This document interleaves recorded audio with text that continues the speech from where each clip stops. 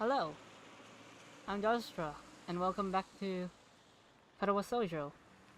Last time we found out, um, Shizune and Lilly were cousins, and they hate each other, which is normal for most cousins. We we head off back to the fountain. Hideaki's immaculate posture and presentation, despite his appearance, makes for a strange contrast even as we walk.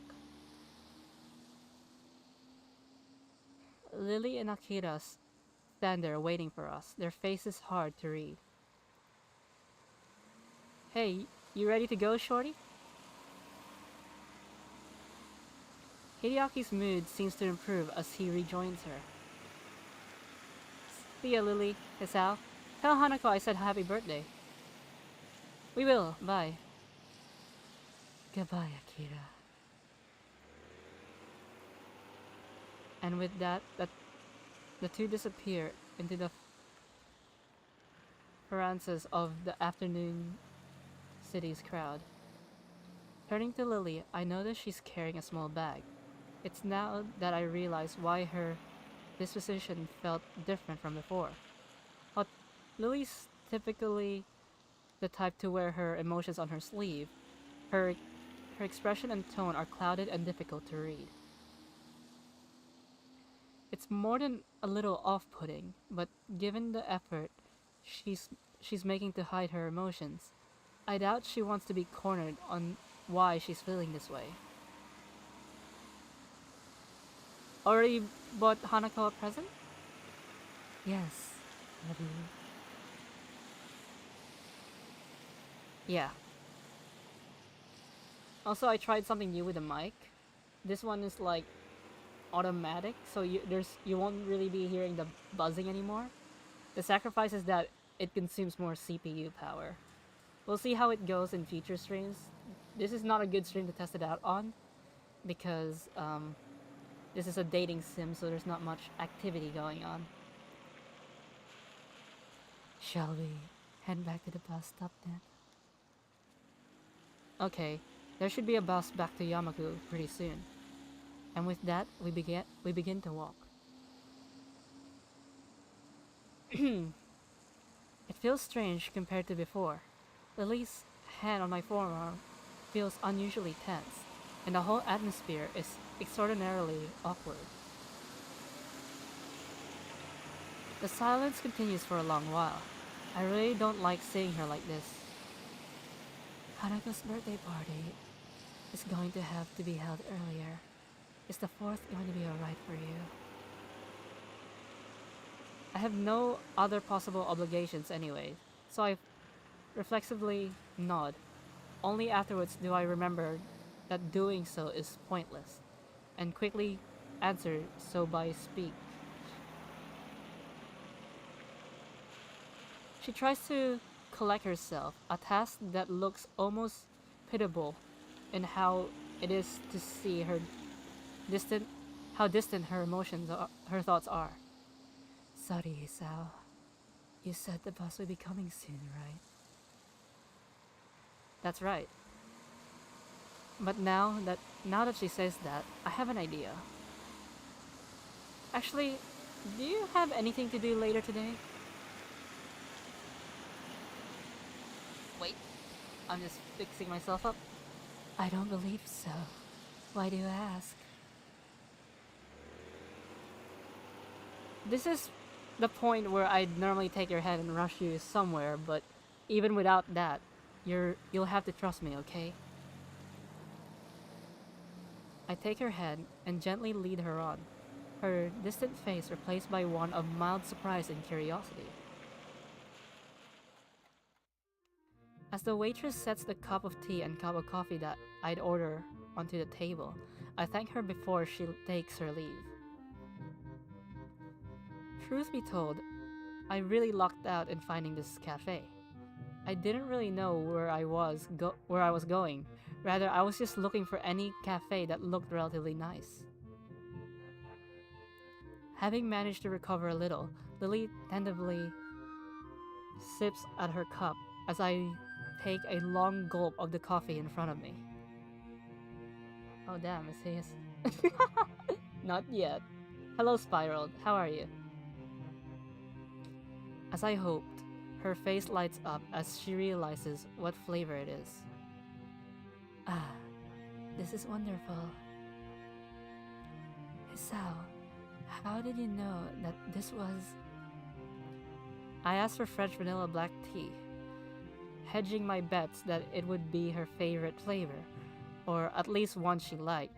Well, I don't really know much about tea. It sounded like one she might appreciate. On the basis of her liking vanilla ice cream, a tea connoisseur I am definitely not. It was a lucky guess. You really like tea, don't you? She puts her... I'm a little tired, but I'm mostly fine. Also, I'm gonna go to Ragnar's birthday stream sometime later, because it's a 12-hour stream, so I could still go to sleep and attend it, but for now, yeah. She puts her teacup down and gives a tiny nod. The familiar small smile thankfully perched on her face once again. Drinking tea is coming, I think. With the amount you drink, are you sure you're not addicted to it? Caffeine addiction's pretty common nowadays. I'm a caffeine addict in real life. Did I ever say I wasn't? She lets out a giggle as my head drops. We all have our vices, I suppose, and there are worse things to be addicted on. French vanilla black tea, huh? I'll remember that. I'll have to remember that. For a while, we both silently drink. It's comforting to have someone like her nearby in such new surroundings, even if it's just the two of us sitting in silence. I begin to wonder if this feeling is the same for her until she sets down her cup. Hisao, do you mind if I ask you a slightly odd question? That depends on the question, I guess.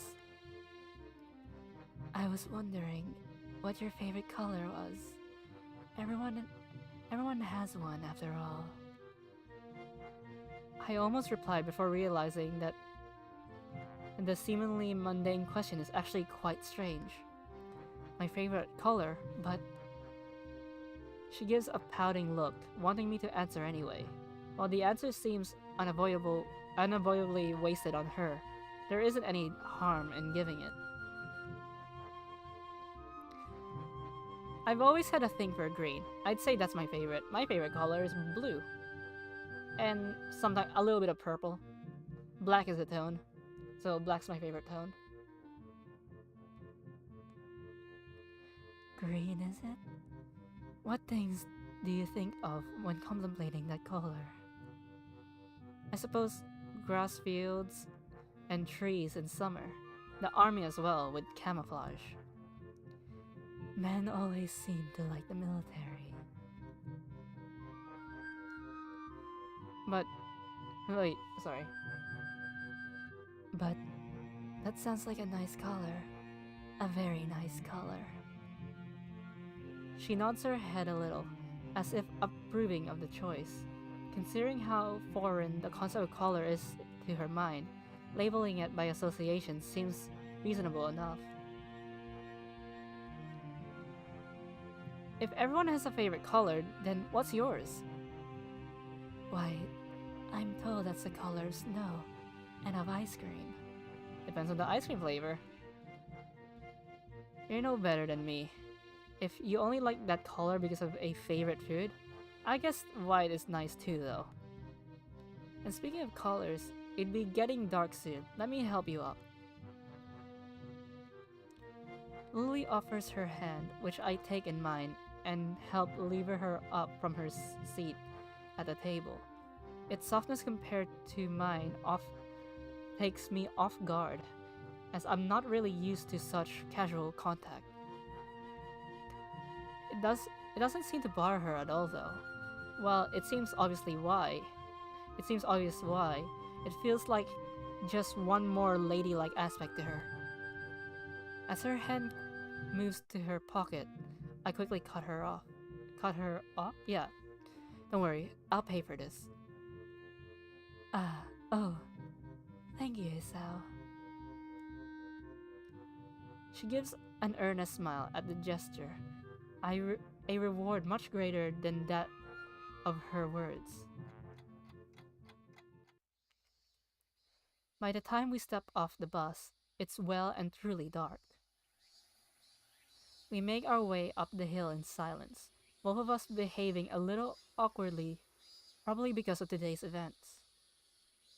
While I'm still concerned over Lily's withdrawn nature after meeting with her sister, the fact I managed to cheer her up even slightly feels like a personal victory. But it feels like the air between us has changed. Maybe it's a little bit, maybe it's only a bit, but it's something I don't think either of us realized before. That was a date, wasn't it? It was. That doesn't elude either of us. The question's answer being so self-evident as to be rhetorical. Awkward as it may be, I don't think this feeling is bad. In fact, quite the opposite. I don't know what it is. I certainly can't be sure. But it feels like something a little more than friendship. Understanding? Empathy? Searching for words to adequately describe it is difficult, nonetheless. Would you like to do this again sometime, Lily? Without shopping for presents? The tentative question is met, and the same look from Lily as before. Her pale skin makes the rosy tint of her cheeks just slightly more noticeable in her face. Though still pointed to the street ahead of her, lowers just a little. Okay.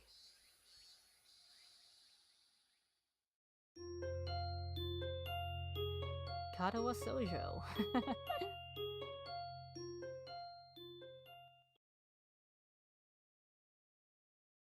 I walk down the hall of the girls' dormitories, my school bag in hand. A doll lies inside, carefully placed on top of a small box. I've been carrying the box in there for a while now, still not sure of what to do with it. This whole situation, come to think of it, is bizarre. While I've known, uh, while I've known of Hanako's upcoming birthday party for a while now, I had no idea of exactly what the celebrations would be until I found a single note left in the abandoned tea room earlier today. I hold it up and read it again, double checking the instructions. The plain black handwriting, faintly legible despite Lily's blindness, clearly thanks to considerable effort and care.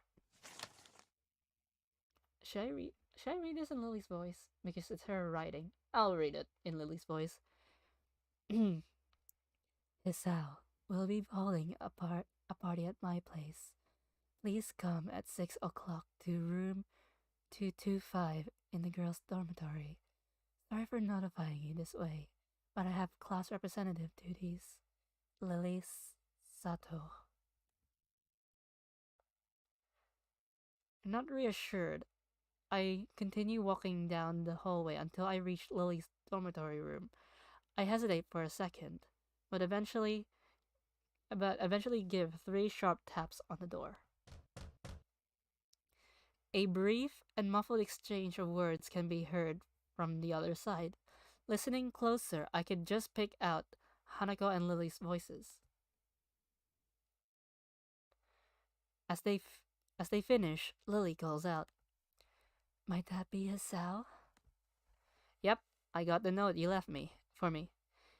"You can come in. The door is unlocked." Glad I managed to get the right room. I pressed down. It said on the note. It will be hard to miss it. I I pressed down on the handle and let myself in. As the door swings open, my greeting to them is stolen from my mouth. Another CG. Lily sits at a low table in the corner of the room in her pajamas, while on the other side sits Hanako in a nightgown. Being dressed in my normal school clothes, I feel quite out of place. I steal a quick glance at the lovely side of the two, my eyes tearing themselves from Lily's long, thin, and pale legs with a measure of reluctance. Hi, I think I brought everything that was needed. She smiles and nods. I wonder if she's even aware of the pleasant sight she makes. Wow, Hisao's becoming a simp. The thin dark blue silk of her pajamas really suits her, accenting both. Hey guys, did you? I was half hoping, Lily. You're really hopeful. Accentuating both her eyes and her curves. Wow, is Hisao becoming a Kazuichi? I hope not. The look of her last night, that tentative and almost shy demeanor, seems all but replaced by her coy nature. It's nice to see her confidence returned, though I can't help casting my mind back to how she looked before then. I'm doing well, how are you?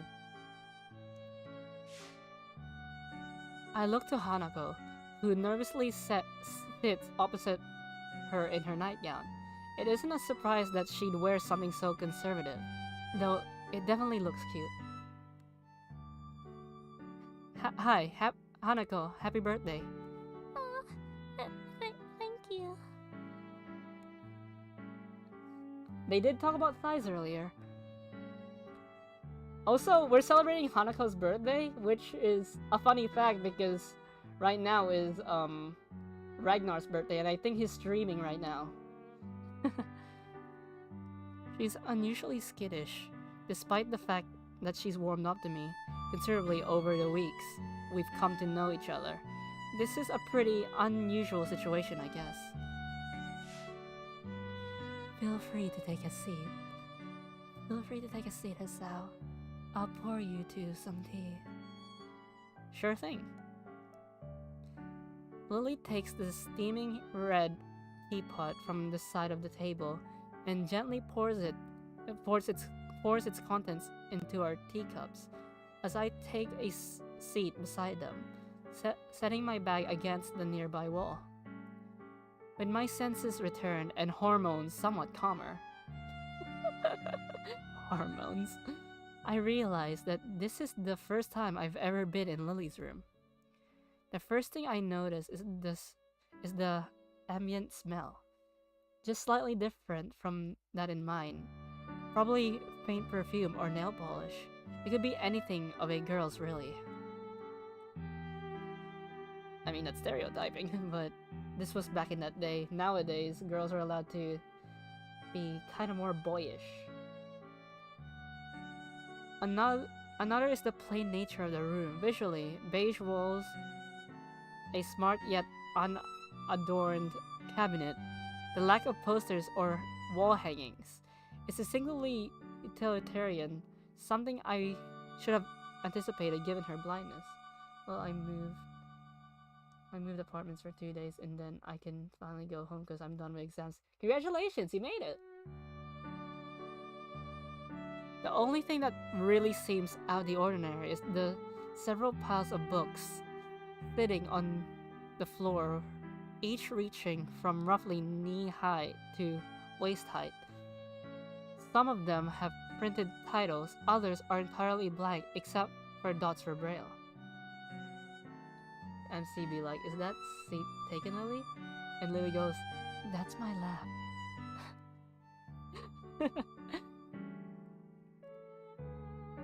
The fact that ones with printed titles are uniformly in English is interesting, though not completely unexpected. She did mention her parents impressing the language upon her and Akira after all. Your room looks nice, Lily.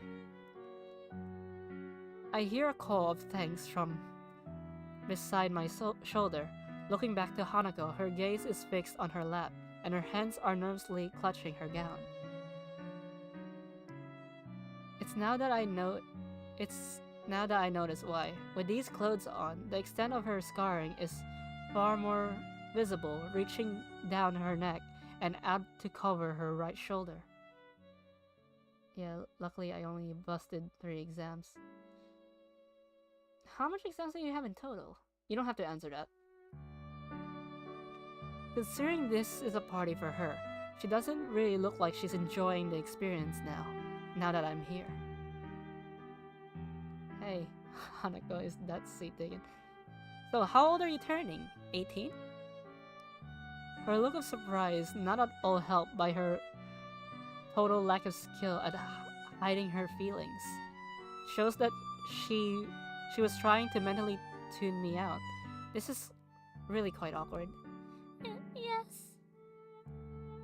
On the plus side, you're only 2 more years till you can drink. So who's older, you or Lilly? 3 out of 9 isn't bad. Yes, everyone in this game is 18, except for Emmy, who is 19. Lilly, she just had her birthday in February. What about yours? Earlier this year, so it's already passed. Unstated is that it passed while I was stuck in hospital. In the hospital, that was a particularly low point of the experience. Conversation with her dries up as quickly as expected. It isn't long before Lily's finished preparing our drinks, setting down the 3 teacups in front of us. I picked mine up, immediately noticing a much stronger aroma and taste than the tea we've been having. Huh, it tastes different than the tea we have in school. It's a different variety, rather than the kind we've been having there. You've never tasted orange Jaipur before? Not that I can remember. I usually drink coffee after all, like when we were in town. This is nice though. As we settle down and sip, Hanako seems to become more relaxed, or at least a bit less tense about my presence. We all finished our cups at about the same time, with Hanako failing rather badly at hiding her anticipation for the cake that's sitting on the side begging to be eaten. Come to think of it, I'm feeling very eager myself. First things first though. Lilly? Yes, now is good. Each of us knowing exactly what that means. I lean sideways and dig around in my bag for the doll I bought Hanako as Lilly gets up and retrieves her gift. Hiding our gifts in our hands, we present them both on the table at the same time.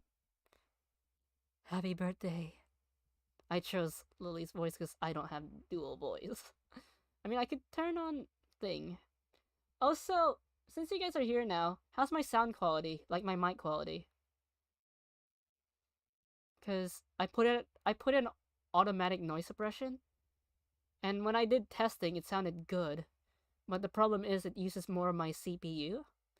So I know using a visual novel to test it isn't the best option because visual novels tend to be less stressful for CPUs.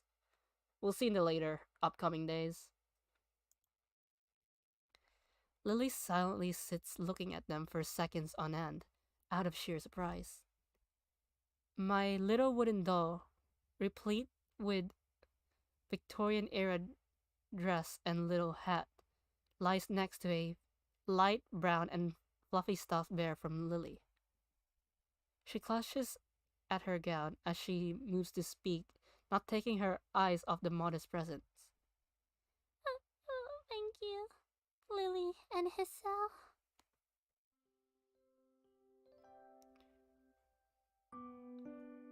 Ah, okay. Because one of my dogs earlier today, if you saw my Twitter, one of my dogs got tangled up in my cords, and almost all my stuff dropped. So when I tried to reset up my mic, I realized you could hear it buzzing.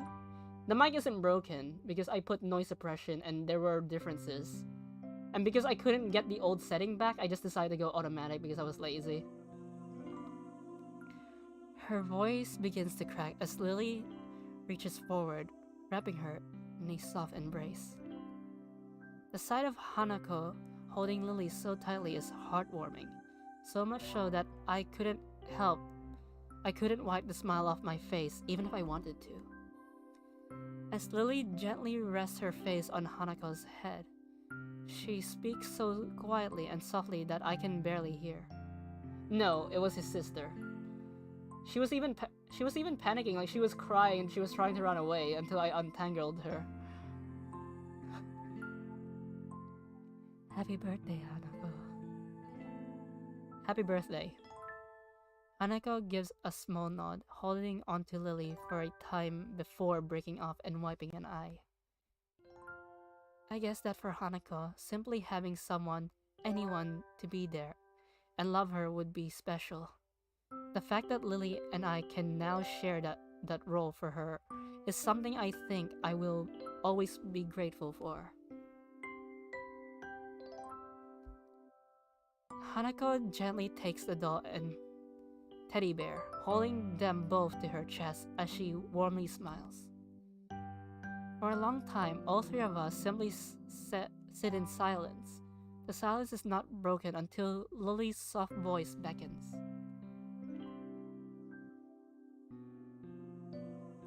You know, I could have made a mommy joke right now, but I don't want to ruin the moment. Shall we have it? The cake then. Her proposal is met with two looks of unhidden anticipation. No argument for me. This is so... I'm pretty sure we get to see it again once we do Hanako's rap. Okay. Phew, that was good. I contentedly sit back, both Lily and Hanako looking just as satisfied with the food as I. It took some effort, but we managed to finish off the cake in one go. I don't think I could fit anymore.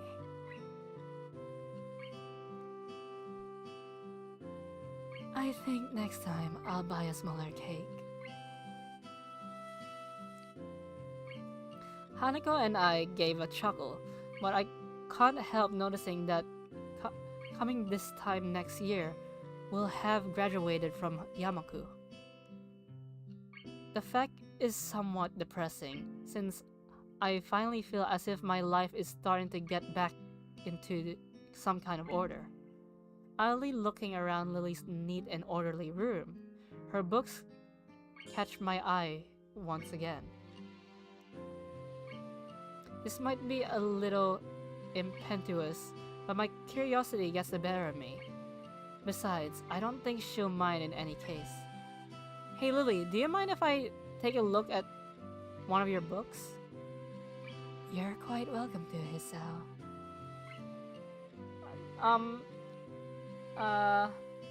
What's his name? Hisao says a couple of weeks. That said, if you can overcome 2 language barriers, I'll be quite impressed. Yeah, Hisao says a couple of weeks. 2? Braille, and oh right, English. She gives a nod. I knew you were studying English, but I'm still amazed that you're this proficient at it. One could say it's a perfect way to avoid people borrowing my collection. She says it in jest, but I am a little disappointed. Having all these books around me and no way of reading them feels like one big tease. Hanako giggles quietly as I reach over the closest pile, plucking the topmost book with only a cursory glance. Death on the Nile. Oh, a movie of that came out this year. In large letters on the cover, it is only print text to be seen. I sit down for a while, with the book open on my lap as Lilly and Hanako talk. Try as I might to feel the dots of braille printed on each page, they seem to blend into one another and become indistinct.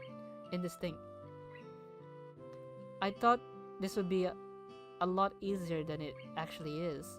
With some practice though, I could see someone with a better sense of touch than mine managing to read at a pretty fast speed. Noticing a silence that had probably begun earlier, I looked from the dotted pages to see Lilly smiling as Hanako sips another cup of tea. Is something wrong? Quite the opposite. Your curiosity is quite endearing. I am ordainedly pleased by the praise, though I could feel my cheeks heating up a little. Thanks, but I don't know how else I could act. To be honest, yeah. To be honest, I wasn't altogether sure of how you saw us since you were a new transfer student from another school.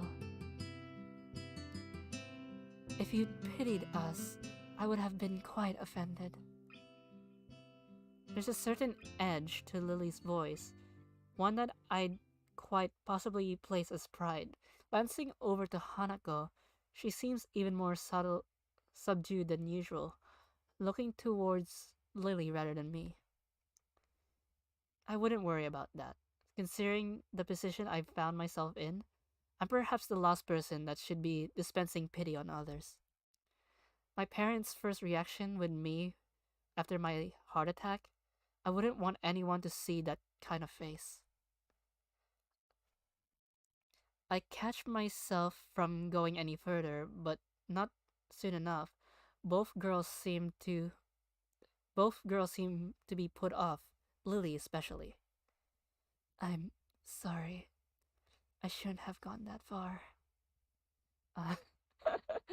Hello, Luna. An awkward silence reigned for a few beats.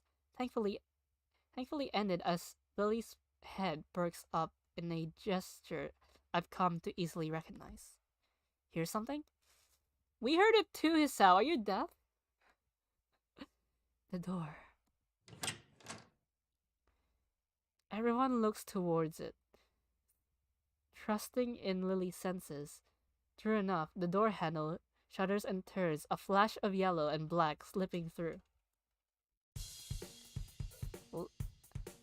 I almost said Lily's. Sato. Akira Sato is in the house. Happy birthday, Hanako. Thank you.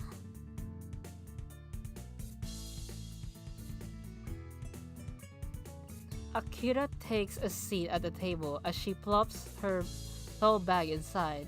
She has her trademark bumptious air about her, making no small deal of her entrance. Hanako clutches her gown to steady herself, but doesn't appear too shaken after she settles down. I guess she must have met Akira before. Not a huge surprise given how close Akira and Lily are. Akira doesn't seem to be the least put off by Hanako's scarring, despite its prominence. But she also doesn't pull any punches to see how she acts despite Hanako's shy nature.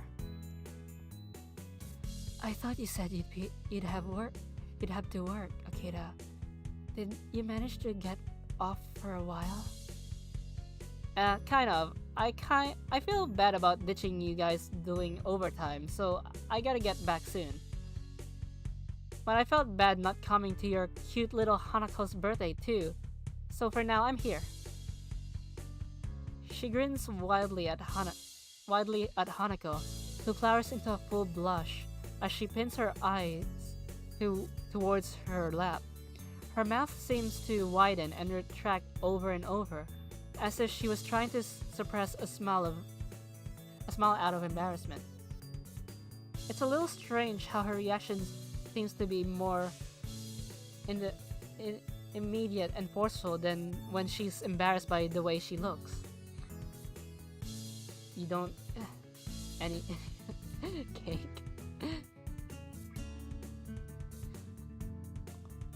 All she manages to give in return is a tiny nod, failing to hide her anticipation to any great extent. Not that many people give her positive attention, I suppose. It gives me respect how well Akira can handle her, making her so happy compared to the little I can do.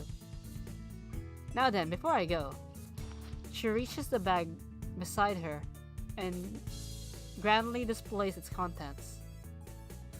Okay, I know they're 18. In Australia, Australia and Europe, the drinking age is 18, but in Japan, the drinking age is 20. So we're literally having some underage drinking right now. Out come 2 large glass bottles, 2 with long French names on the labels. I don't think that's French, I think that's Dr. handwriting. Hanako's expression is an odd mix of surprise and curiosity, and I expect mine's no different. Lilly, not seeing the proceedings, is oblivious to what's going on. Akira, this isn't... What is it? Wine. 1 red, 1 white. Akira, that's... Relax. It's not like Shizune is here to scold you. Lilly has a point. That's not exactly allowed on campus. Or anywhere, really. We're still short of legal drinking age, remember? Look how that's the first thing you guys think of, smashing. Rich words for someone practically drooling as he examines a bottle. She got me there. I'm generally interested in trying some, even just a little. While Hanako may not be handling one herself, her looks does tell me that she's far from opposed to the notion as well. Lilly rubs her forehead, giving up the fight that she knows Akira would win due to simply not caring enough about those funny rules and regulations. Just don't breathe a word to this to anyone in the school, please. I beg of you. I'm not stupid, don't worry. That said, I gotta get back to work pretty soon. So soon? But you only just arrived. Sorry, Lilly. Good to see you two again, though. And you, Hisao. See you later, then. Goodbye, Akira. She levers herself up with a grunt and waltzes out of the room, leaving us alone with the 2 items on the table. Interesting. Lilly gives a nervous giggle at her sister's antics as Hanako takes a wine bottle. Well... What do you think, Lilly? The question is, how can Lilly get rid of the wine bottles now? She rests her elbow on the table and pinches the bridge of her nose. Thinking things through, she really doesn't seem to be able to keep up with her sister. Well, it's already here. We might as well have some. No sooner does she say it, than I quickly a quick glance around the room for glasses. A small groan above me reminds me that Lilly retired to rest on her bed for a bit a few minutes ago. Almost completely drained of energy, I managed to stand up and drag myself to the side of the bed, sitting down and leaning my back against it. Good God. Lily's groan sounds lifeless. Too much to drink? My head hurts. Yeah, too much to drink. I rest my back and idly stare at the ceiling with unmitigated what an unmitigated disaster. Like proper idiots, we all drank the night away with one glass after another. Hanako simply fell to the side asleep, and it's a miracle I don't feel as ill as Lily. Oh damn, not yet. And even if there were smashing, let's not forget, I turned it off. Maybe one day.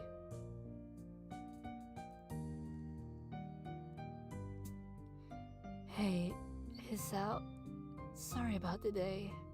I didn't think this would happen. It's fine, Lily. To tell the truth, I had quite a lot of fun today. Really? I'm trying to make Lily sound pained as possible. Lily, if you remember us calling you mommy, it was a dream, okay? I think Hanako did too. No, certainly she did.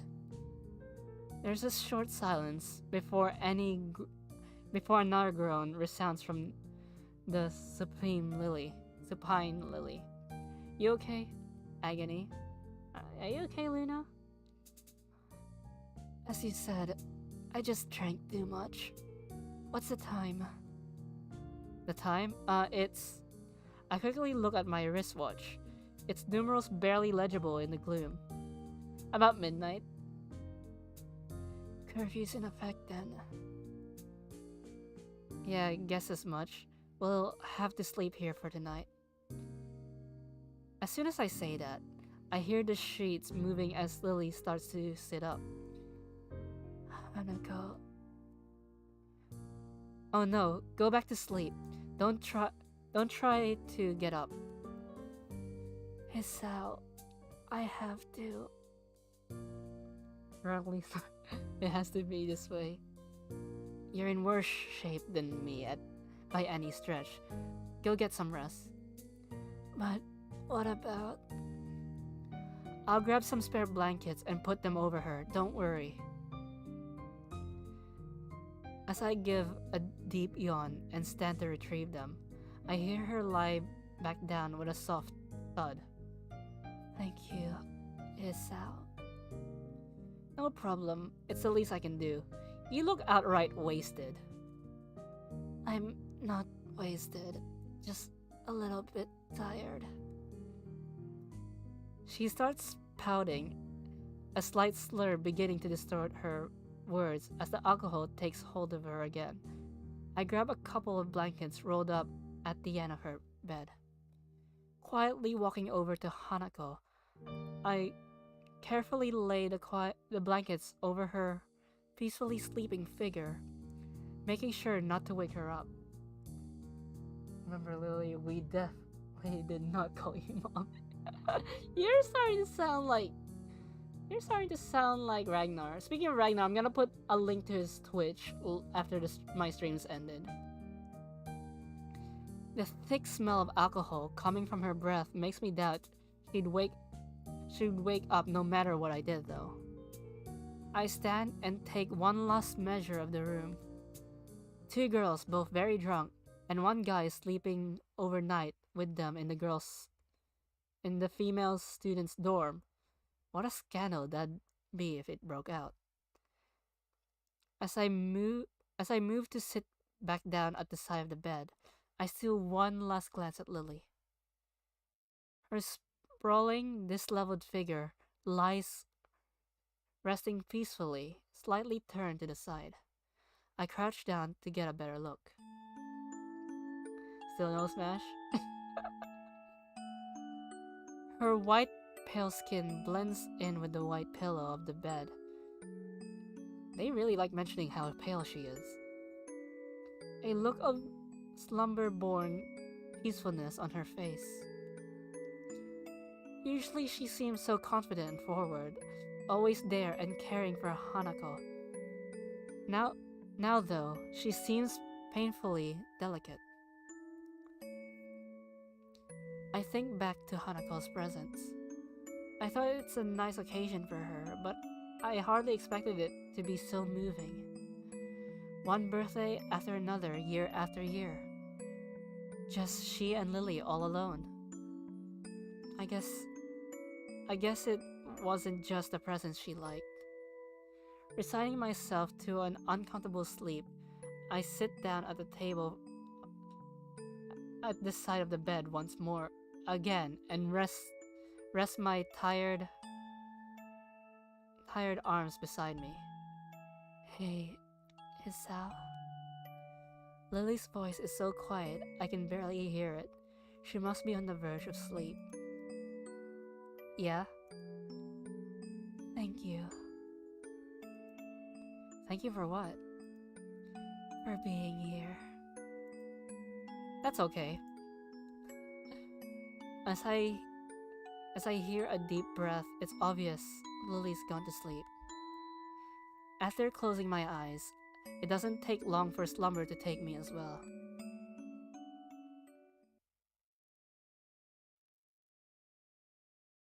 I'm pretty sure someone...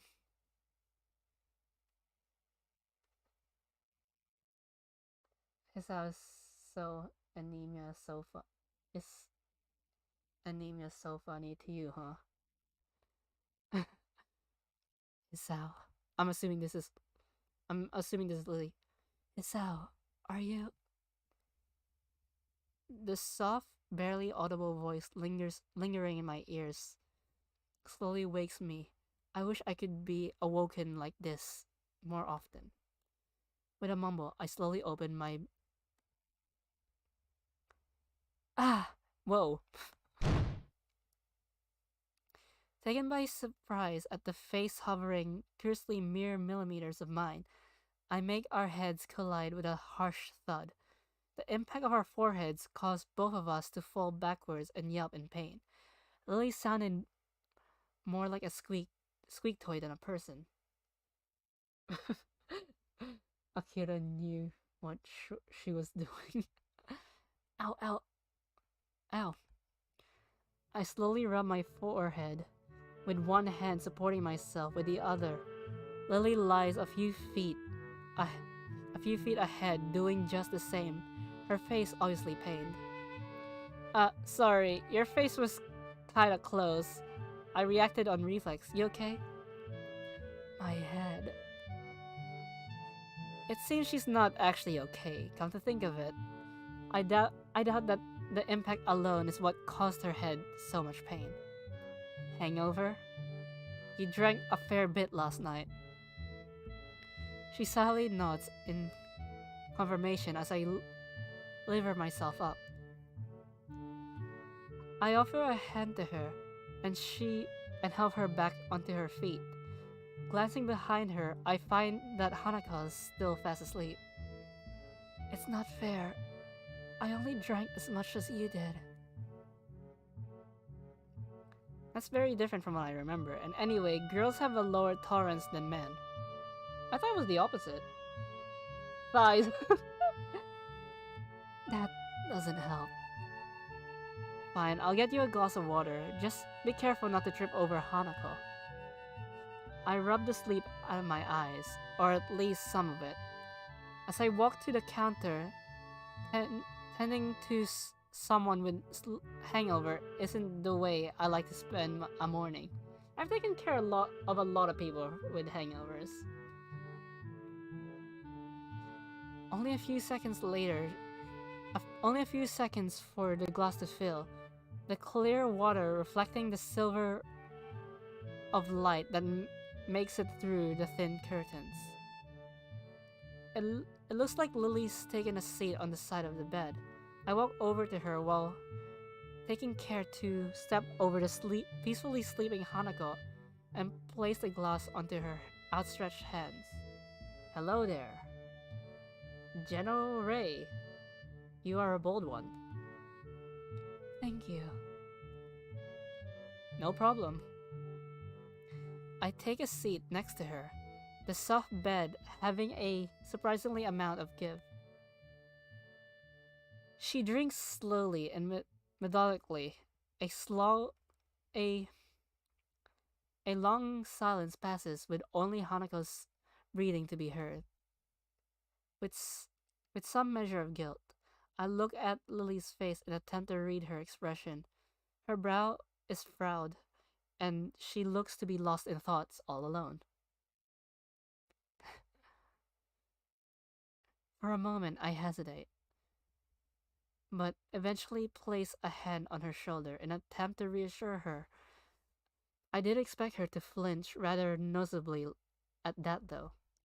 Sorry, I didn't mean to. Quick, Lily quickly shakes her head in a manner somewhat more violent than usual for her. She takes a long breath to steady herself before letting her head sink. I must look terrible right now. I move to protest, but quickly realize that it would be futile to do so. That said, I want her to open up more. If you want to talk about anything, I'm here. Lily gives a self-deprecating snort, as if to mock her own emotions. There's just a lot happening right now. I'm sorry for being so strange recently, especially back when we were in town. Even now, I am a bit confused about everything. Believe me, I know how that feels. She smiles wistfully, resting a cheek on the backs of her fingers. We're a couple of broken young fools, aren't we? Come on, don't say that. Come graduation, we'll be back out into the real world. The real world? Sometimes I surprise myself with the way I think about things. I guess the strange divorce feeling of Yamaku and the surrounding town compared to the outside world still hasn't become natural. Maybe it never will. It's strange in hindsight. Being isolated from society like this doesn't feel as bad as it probably should. A weary grin on her face. Lily seems to share the same sense of amusement at the idea. Eventually, though, her smile drops. I'll be going back to Scotland for a week or two soon. Is that why we had to reschedule Hanako's birthday party? She gives an affirmative nod. You'll be able to see your family again, at least. You're not looking forward to it? I haven't seen my family in 6 years. I don't even know how to act around them anymore. Wait, what? My mouth hangs open as I try to process what she said. If she's 18, that means only she'd have been only 12 when they left. I may have seen very little of my parents. What with them what with them both working long hours. But I feel utterly useless as I struggle to find some way to respond. But why? Why did they leave? Or why are they inviting Akira and me back? Both, I suppose. My father's business has its headquarters in Scotland, and an executive position became available for him there. In the end, he had to permanently move. Now, I'm sure she hasn't seen... I see what you did there. My mother followed him, but Akira and I stayed in Japan for the sake of both Akira's job within the Japanese branch of my father's company and my education. As for the latter, one of my aunts is gravely sick. Oh, I'm sorry. Don't be. It feels strange, really. We're being summoned back there for her, yet we've barely met before. I can't even remember the sound of her voice. Equally Equally strange is the lack of ep- empathy. Empathy? Apathy? Antipathy? She feels towards her family doing such a thing. I can't help feeling slightly humbled. That said, her wistful exterior is just hiding her emotions. Seeing her like this is depressing. Knowing what to do, I lift myself off the bed. Lily notices the bed's movements, her head perking up, and her hand reaching sideways to feel where I was. Hisao? I walk over to my bag, still leaning against the wall, unbuckling the front flap and retrieving the opaque bag from within. I take the small plain box in my hand. Hold your hands out, Lily. She looks surprised for a moment, but eventually, acquaintance? Acquiescence? I'm surprised by her look of curiosity when I place the music box into her open palms. Her typically delicate way of handling it, making it seem as if it were fragile enough to break if breathed on. I cannot speak today. She wordlessly brings it in front of her face, her slender fingers filling out its contour, contour, contours and patterning. Eventually, her fingers find the receding line between the lid and body of the box, and her thumb effortlessly bump on pops open the lid. Speaking of feeling things, a few days ago, I ran into a metal pole. I wasn't on my phone. I was just walking. I didn't see the metal pole, and now I have like a bruise on my forearm, and it's been hurting lately. I'm dumb. Like I kept it a secret during Danganronpa, but I was actually in pain. Now it's almost. I mean, it's getting better. I just touched it just now. That's why I mentioned it, and it kind of hurts.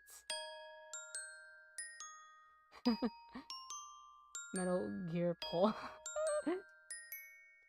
I take a seat on the bed next to her, watching her face silently and intently. My body heals really fast. Like, I broke my arm. Well, actually, I broke my arms twice. I broke my left arm and my right arm when back in high school. I heal pretty fast. Normally, it takes like 6 weeks to heal a broken bone. It only took me 5 weeks. She sits completely motionless as she listens to the diminutive, tiny melody, her mouth just slightly open. It takes a long while before she closes the lid with a small snap, bringing the curtain down on the miniature performance playing in her hands.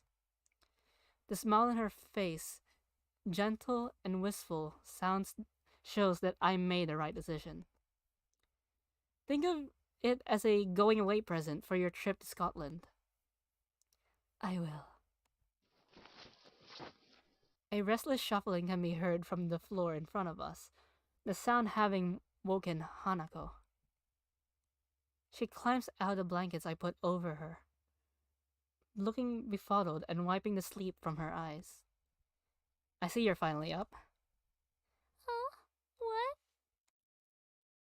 Hanako looks around the room with her eyes only half open, her mind far from being as awake as her body. Her dazed state makes me and Lily chuckle. As Lily gets off the bed and tends to Hanako, I take one last look around the room. I guess I'd better get going then. There'll be questions if I am seen leaving the girls' dormitories in the morning. Goodbye, Isao. Oh, goodbye. I stand and walk to the door, picking up my somewhat lighter bag along the way. As I leave the room and enter the hallway though, I hear Lily's footsteps behind me.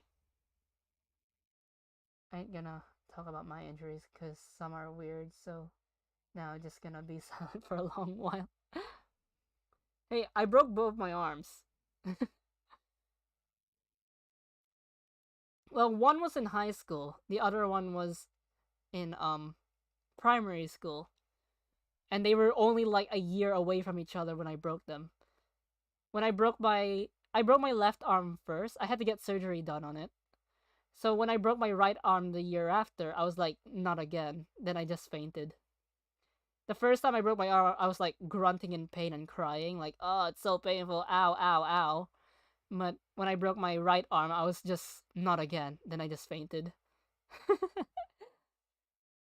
I hear Lily's footsteps behind me. What's wrong? Without a word, she strides up to me. I freeze as I feel her hand onto my cheek. Seemingly every nerve taking in the feelings of her fingers and palm onto it. Immediately after, her face slowly moves next to mine. A light momentary touch of her lips brushing against my other cheek. I fell a 3 on my arm. Didn't break. Somehow didn't break anything. For a moment, everything seems to stand still. I absent-mindedly bring my fingers to my cheeks, as if to try and recapture the fleeting feeling. Lily, that's my thank you, Sal. Thank you? For your present. Have a nice day in school. And with that, she disappears behind her door and gently closes it. The muffled voices of her and Hanako audible through it as much as they were yesterday night. I think it'd be hard-pressed not to have a nice day after that. I walk away with a certain spring in my step. I think there were people around that glanced at me emerging from the girls' dormitory. I find it difficult to care.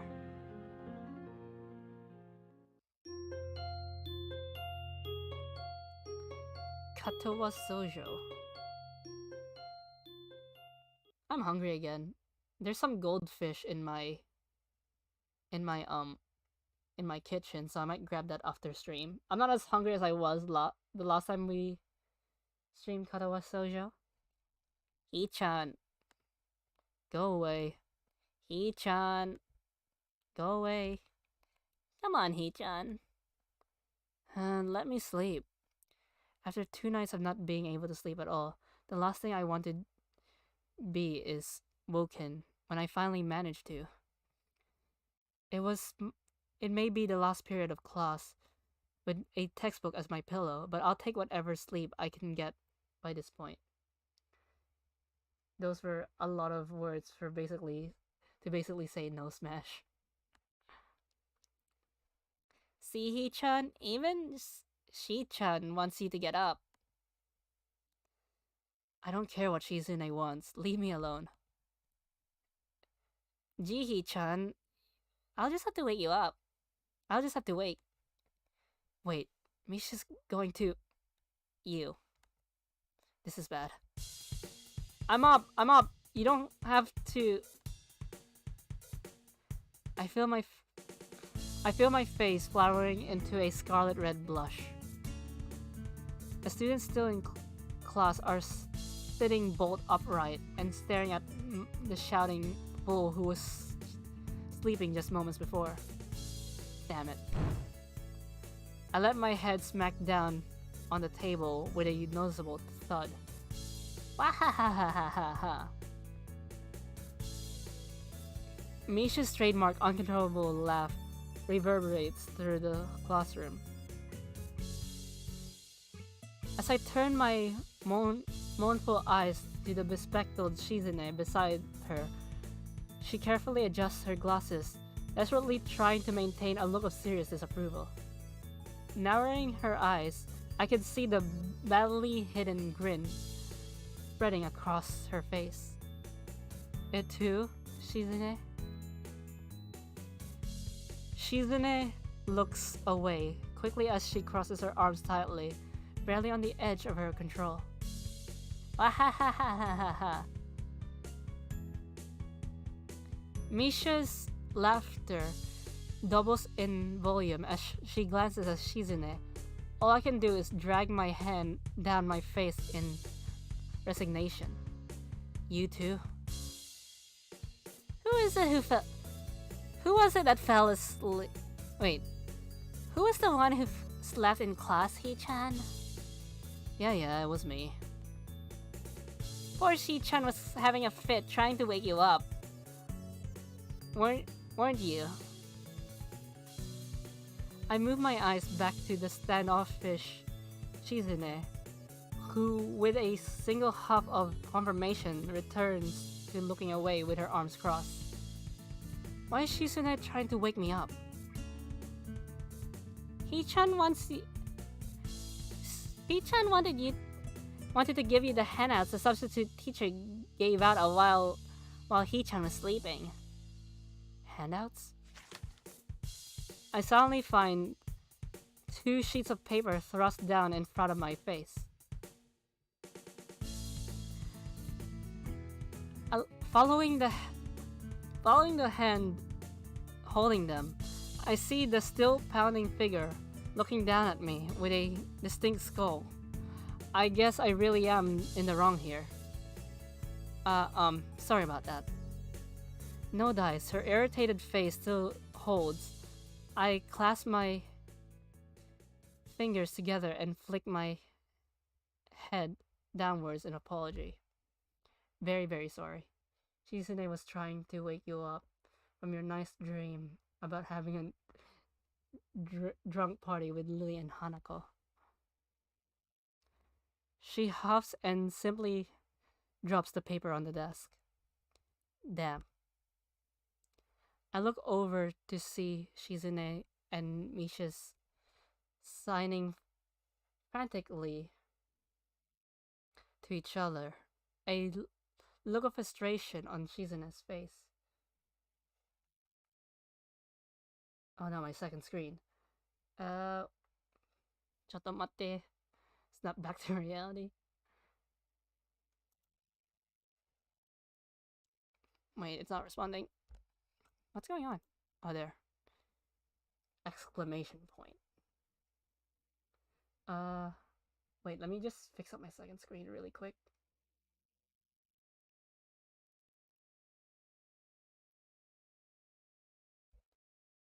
Where is it?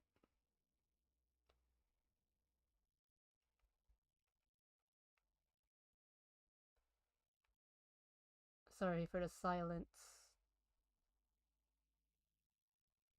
But my second screen just started lagging a bit. Boop.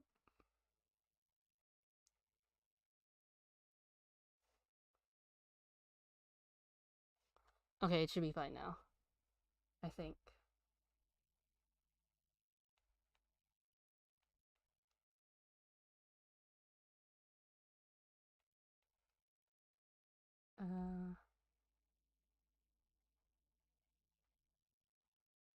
Let's see.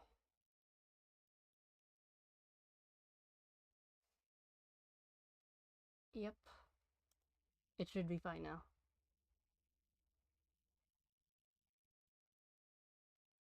It looks to be less of a dialogue and more of a tirade punctuated with long glances at me. To say it's unsettling is an understatement. The two suddenly stop signing and look at me in unison, both having exactly the same look of disapproval in one fluid motion. Misha's hand suddenly extends high above mine and starts rocketing down. Before I can even hope to react, my head is suddenly bounced up and down like a jack-in-the-box. This is just abuse! I quickly bring my hands to my head. more out of reflex than actual pain. Ow, what was that for? I opened my eyes to see the two grinning at each other while exchanging an enthusiastic thumbs up. Shi-chan says she forgives you now, He-chan. Could you forgive me with a little less force next time? Wahahaha. I'm not actually gonna do the laugh, I'm just gonna read it out. I look at the two with a blank face. Misha and Shizune won, Hisao and Neil. They both hit you, that's messed up. ...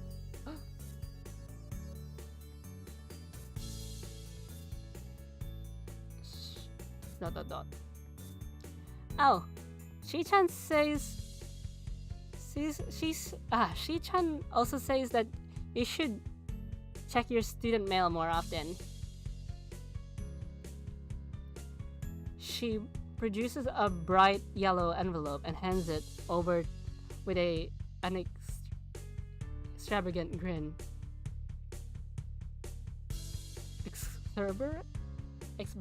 Exburate? I can't read. Strange. Who could have written me a letter? Now is not the time, and I'm most definitely not the place to find out though. Oh, I remember this. It's the girl who gave you a heart attack in the beginning. Giving up on the nap, so cruelly stolen from me, I rub my forehead and slowly get up, putting the sheets and envelope in my bag before swinging it over my shoulder. I take a step back and move to depart with a small bow while Misha clutches her side, laughing, and Shizune looks back in a curt farewell. I join the flow of students exiting the open door and turn the corner into the hallway, only to end up face to face with Hanako. Whoa. Oh, hey, Hanako. Good afternoon, Hisao. Silence falls between us as busily chatting students pass us by. She's fidgeting, constantly her eyes drawn to her rather unremarkable footwear. I love how Emmy is known as this. Yeah, she truly almost kills you.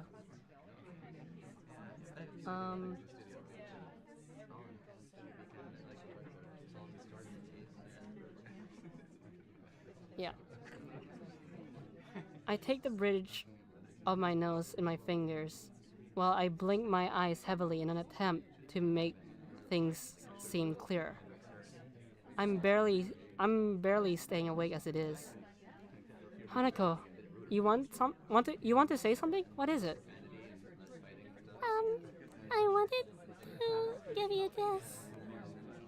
Huh? She holds out a small rectangular piece of paper. I blink again to make out the text, though through barely open eyes, slowly starting to make out what's written. Eggs times 2, bread loaf times 1, whole grain cereal times 1, thyme times 1. A shopping list? I look up, raising an eyebrow. I usually go shopping with Lilly, but I can't come, so...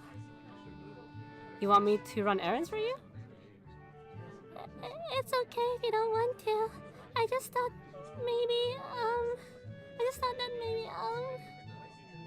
She's panicking. I sigh. Yet another battle lost, though this time by a weakly fought surrender. I smile tiredly and rest a hand on her head. He literally head pats her to calm her down. It's fine. I was going to go anyway. Just the stuff on this list? She nods, then bows deeply twice, as if to make her gratitude perfectly clear. we were going to meet outside the school school gates at 6. Thank you. I was going to get it, but I need to study for the test tomorrow. Tess? Oh right, science. How are you doing with it? She brightens even so slightly. I've been spending more time on it than before. I think I could do okay. Good work then. She too starts smiling, and with much more earnestly than I at that. I have full confidence. Wait, we head patted Hanako? Yeah, maybe that's what that's what I was looking for.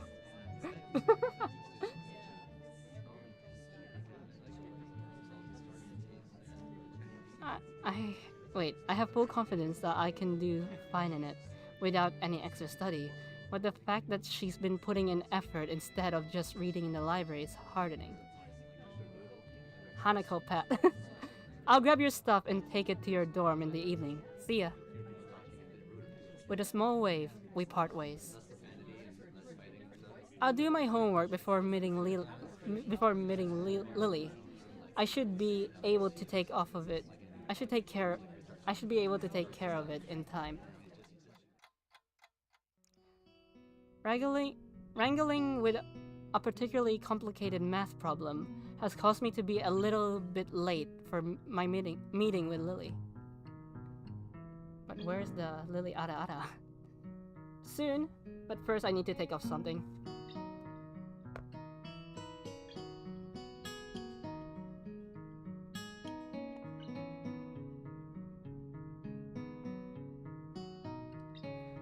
I make a right turn and start my way towards the small town below, leaving a few students turning the other way to the bus stop. I slip my right hand into my pocket as I walk in the orange sunlight of dusk. Thankfully, the sweltering summer heat started to die down, making way for a pleasant cool breeze. When I stretch my hands high above my head, a familiar figure takes form, cane in her right hand. Ah, Lily. She stops and turns around, swiveling her head slightly to try and work out exactly where the voice came from. Hey, it's me. Goku! I'm kidding. I quickly catch up to her, coming in beside her and matching her slow pace as we resume walking. Good afternoon, Isao. Hi there. I glance up at the sky. A distant tinge of orange discolors the clouds, washing the footpath in its light. Long shadows with the trees fall across the wide road down the hill. Kakarot, you imbecile. So, Isao, what brings you here?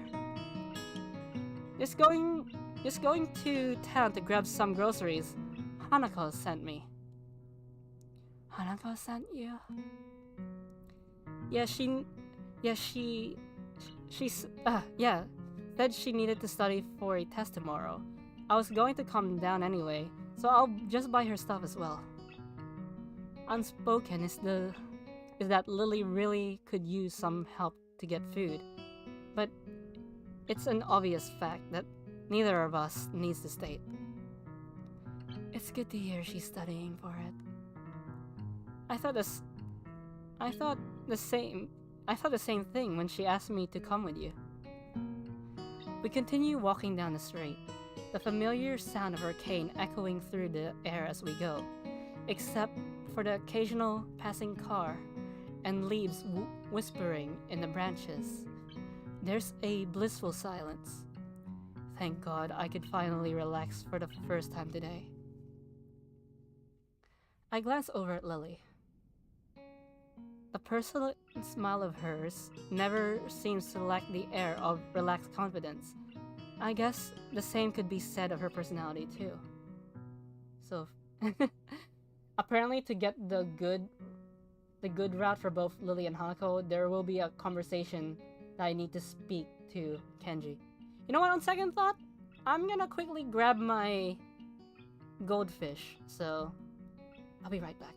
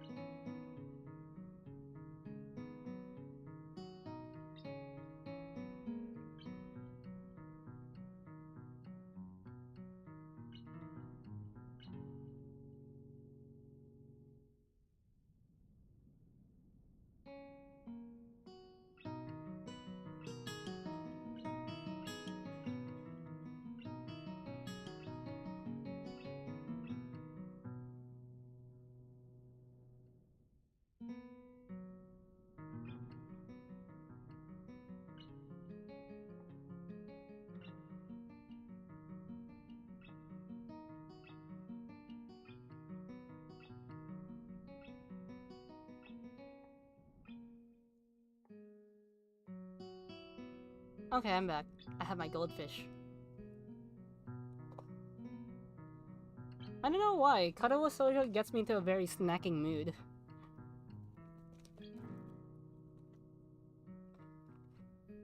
That person... Did I read this already?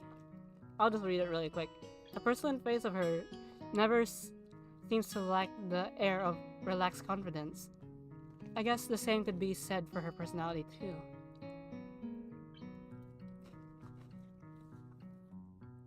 As she silently walks, her face remaining pointed to the street ahead of her, I look ahead and savor the cool air blowing over my face. It's only the cold wind. It's only the cold wind you feel, Hisao? This is probably the calmest moment I've had since the about phase my life took so recently. To have it while walking to get groceries. What a weird life.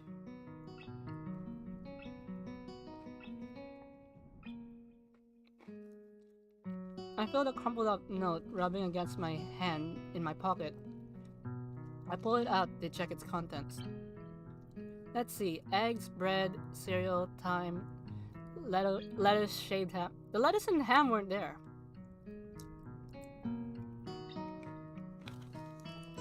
That sounds like quite a bit to carry back along with your own. Yeah, just how much does this girl eat anyway?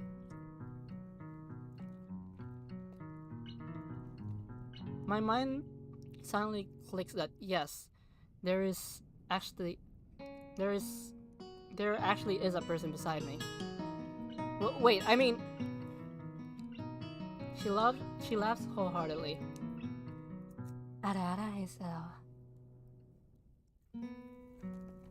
There you go.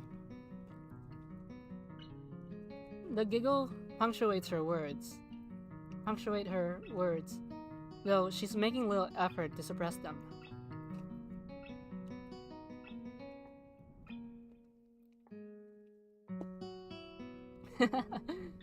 Quite direct today, aren't we? Yeah, you got me there.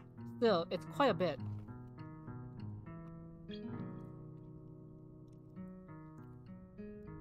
It's revealed why Hanako buys a lot in her route, but I'm not gonna spoil it.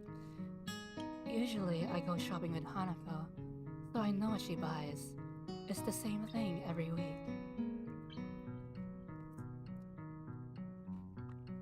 Huh, she a good cook? She gives a nervous giggle. It's usually me who ends up cooking. I used to do so for Akira, so there's no problem doing it for Hanako as well. You cook? But...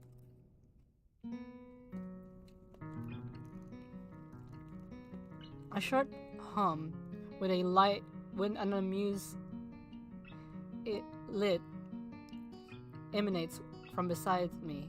I wonder if the fact that she seems amused by my comments so often is actually genuine, or rather just from a want to make me more comfortable in addressing her blindness.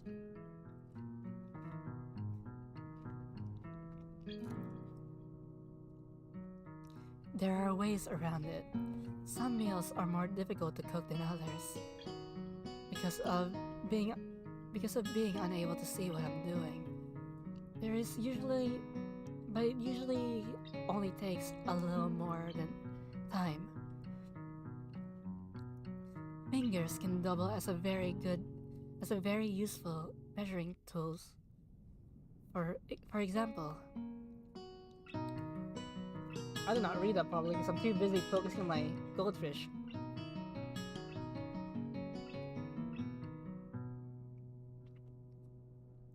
It makes sense that she'd have to be pretty careful not to hurt herself. I wonder how many times that's happened, given that it sounds like she's cooked alone for possibly years while Akira worked and her parents were gone. With that, the conversation trails off. Compared to the awkward silence of Hanako, Lilly seems generally content to say what she thinks and stay quiet while there's nothing to say.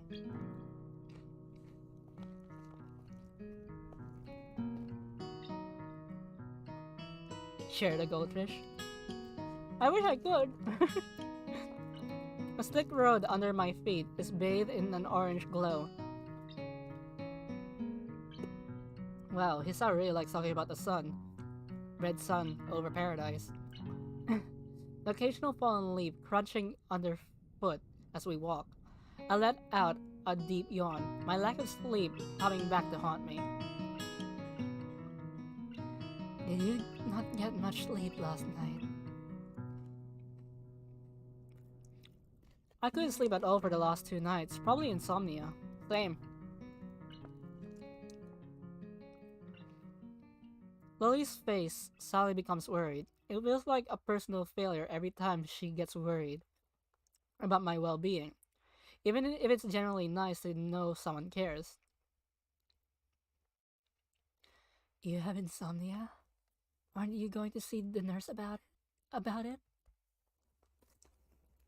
Nah, no real need. It's happened before a few times. My meds screw in my sleeping occasionally.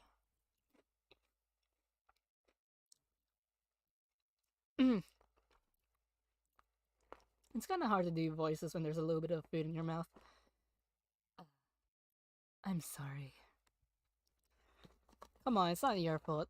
At least I shouldn't have any trouble getting to sleep tonight.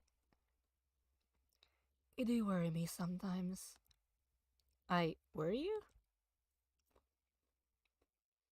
I reach around and scratch the back of my neck. I kind of want to address this. Hey, Lilly. Hmm?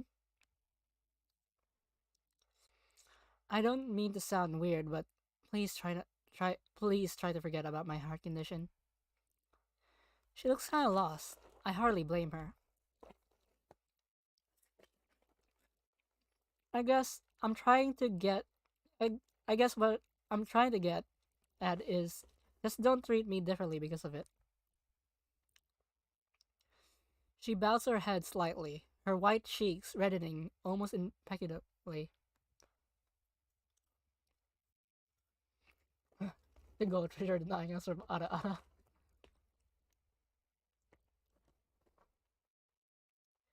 It's only it's only natural to worry about those around you. It's so nice to know there's someone like that out there. Maybe somewhat embarrassing to say, but that's the truth. Lily takes a breath to regain her composure and manages a gentle smile through her cheeks, though her cheeks remain flushed. A final downhill walk to the store passes in silence. Welcome. I suppose I'll get my stuff first and Hanako's on the second round.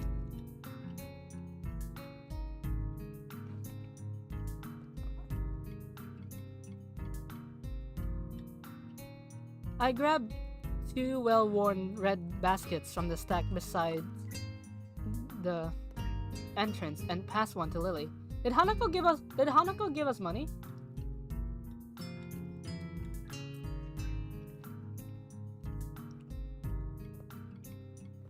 Just as she did before, she lays it on the ground and slides her retractable cane between the basket's handles before picking it up with her right hand. Nope.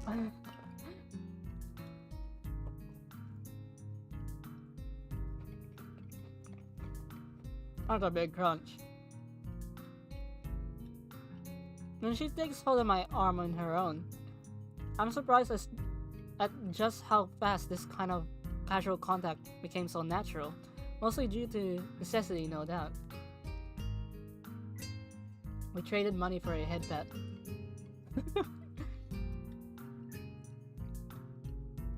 Shall we?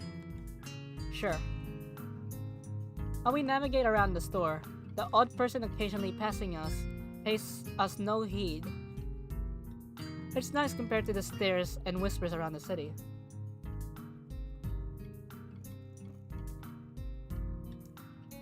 As we reach each aisle, I quickly check with Lily what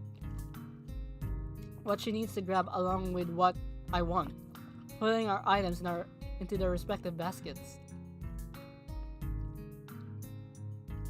It's an odd feeling to be dependent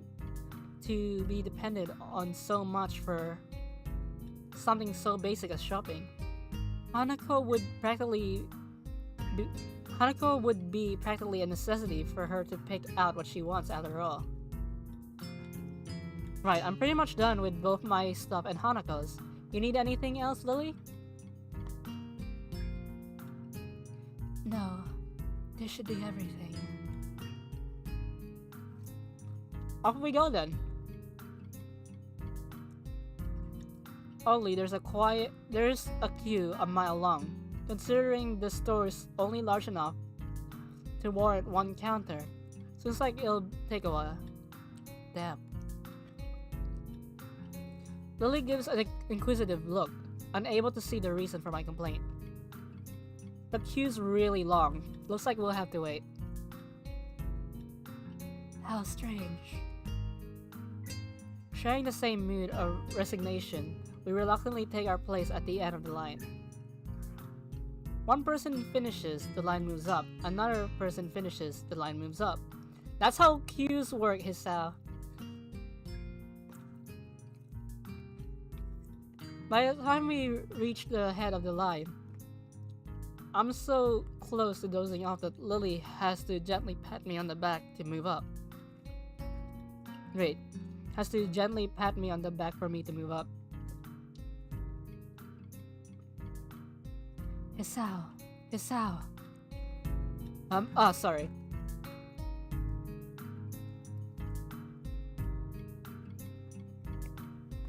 She gives a short sigh of consternation as I move up, getting the groceries for Hanako and me put in two separate bags. Thank you, please come again. By the time... So you don't need to hyper-analyze everything, you know. By the time we emerge from the store, Lily's holding a single bag while I struggle to carry four. Both heads well and truly full. It's a lot of work, but thankfully the items in them are light. Even without looking skyward, it's obvious that a surprising amount of time has passed, the road outside being dark and lit by street lamps. Once Lily retrieves her cane, we set out back to the dormitories the way we came, leaving the warm, welcome glow of the store.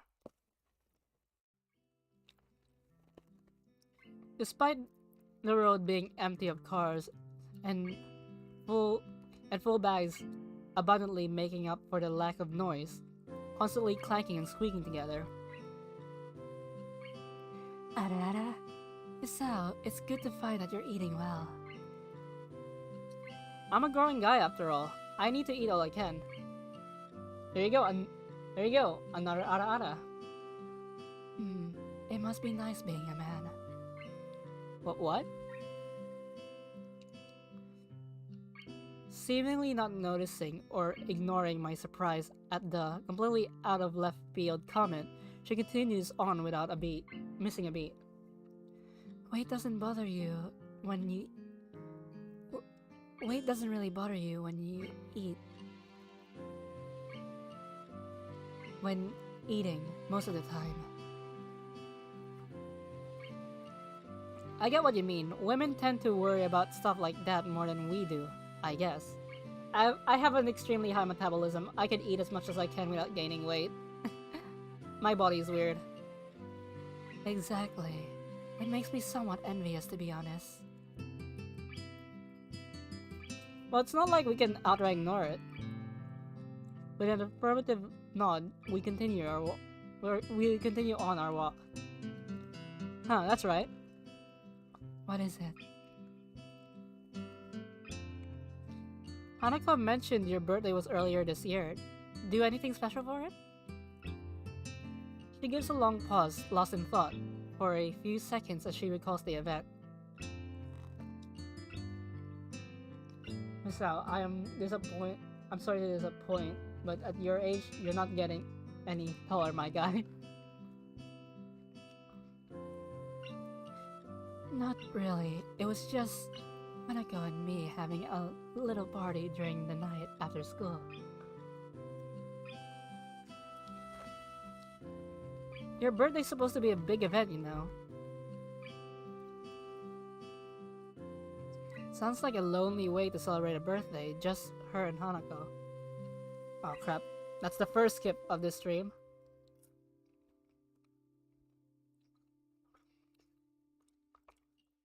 Seems like a lonely way to spend a birthday, just her and Hanako staying overnight. Oh, I practically read it. Birthdays always meant like a family occasion for me. There were a time when, in spite of their full-time jobs, both my parents would make an effort to be there for the day, or at least for a party beforehand.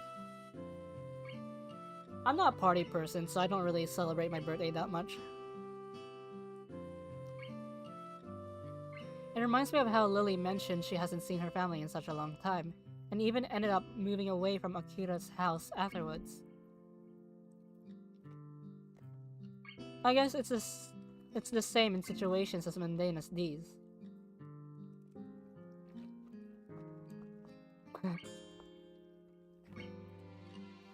Considering her inability to read the packaging, just getting groceries would be a pain without anybody else around.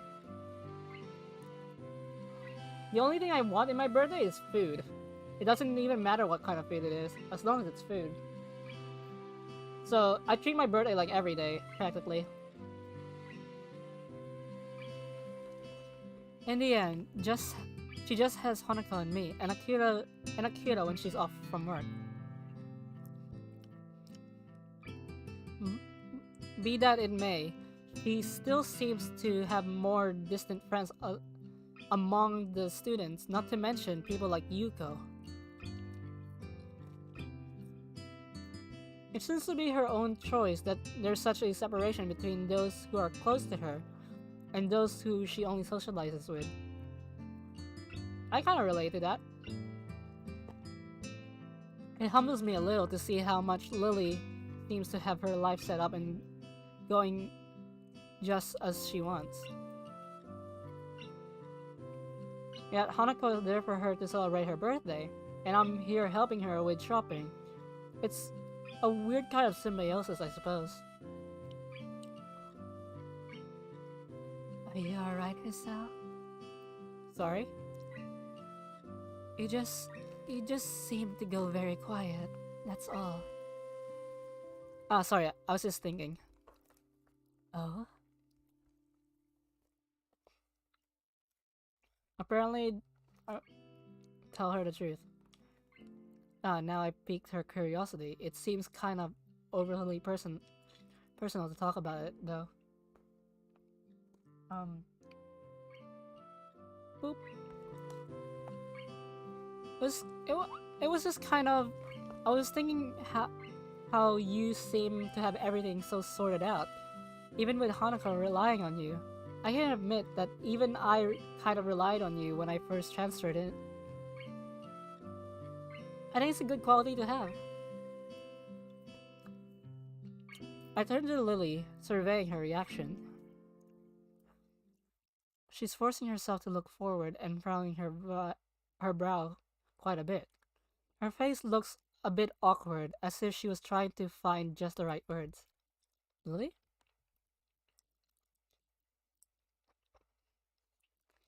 I would thank you, but assuming that I don't rely on the presence of others is too much. You'd be wrong to think that Hanako simply depends on me with nothing in return. She seems to have a bit of trouble saying it, even though it's largely what I thought already. If she's tried so hard to maintain her independence, as anyone would have had to in her position, side or not, she might. Maybe she finds. Maybe she finds it hard to talk about her own needs. It's only now that I realize an omission in what she says, though. I decide to follow it up, largely in jest, to avoid things getting too personal. Oh, and what about me? She suddenly runs ahead of me and turns, blocking me off.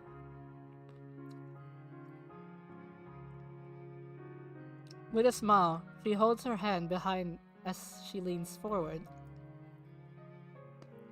Wait, let me just swallow. You're different. And with that, she turns back and continues to walk ahead of me, a new-found spring in her step.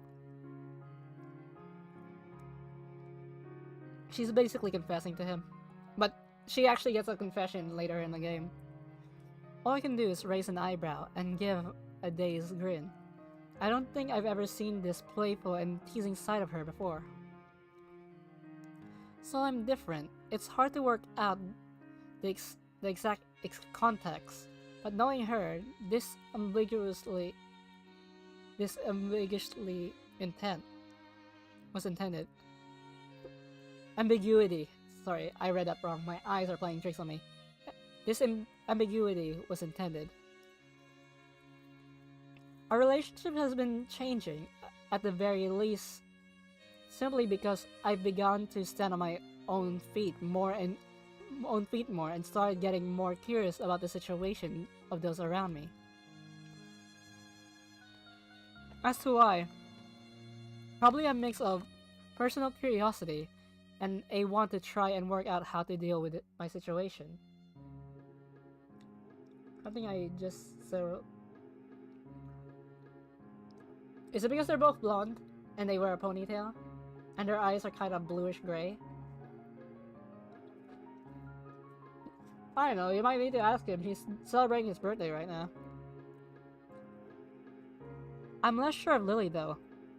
That's why her own statement, so similar to my own feelings towards her, throws me off so much.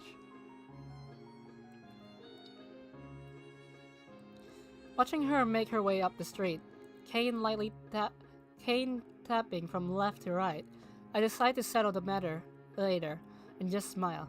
This is a nice side of her, and I don't want to forget it.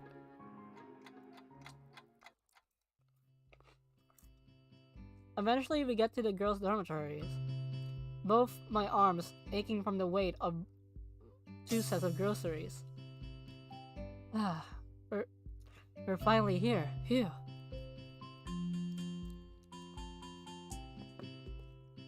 I bend down to wipe my forehead with the back of my hand. Lily stops in front of her door, and she sets down her bag, fishing around in her pocket for the key. Thank you, Isao. I really appreciate your help. Probably. This is nothing.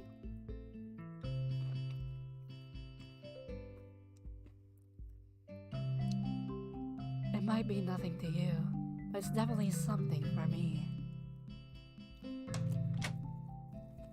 And with that, she steps through her door, closing it behind her. I blink.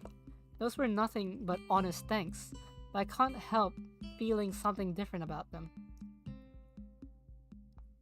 Yeah, every time you see a hallway, you're getting Kenji PTSD. Anyway, I have something else to do before I can mold to that at my leisure. I turn back to the door to Hanako's room and proceed to knock twice in quick succession. A bag is still in my hand, wrestling together.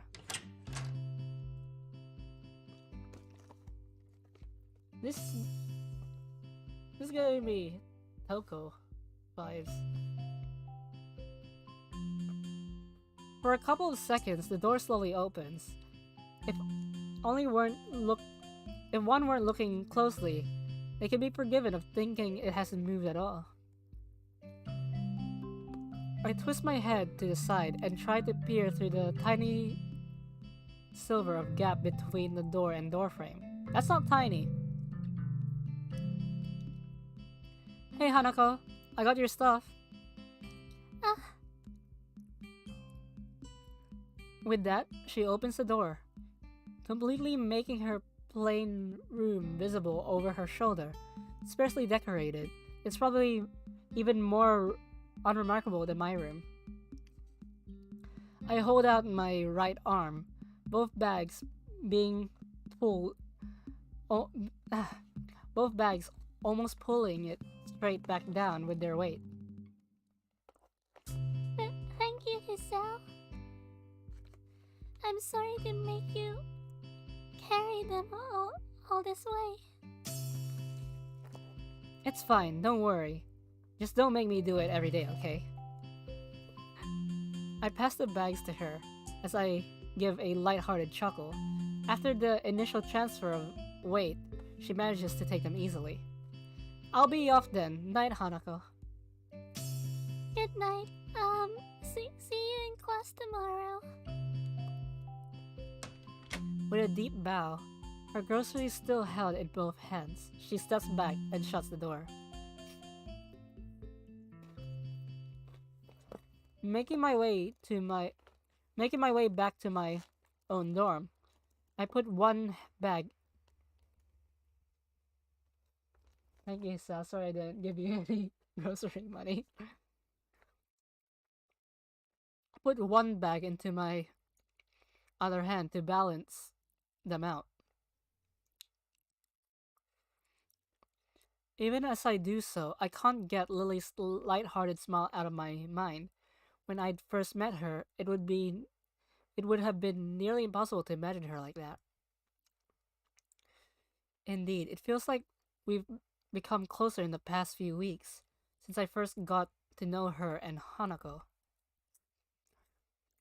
The time that I spent with her each day, the small exchanges of happiness we share, those small moments of joy as I get closer to her.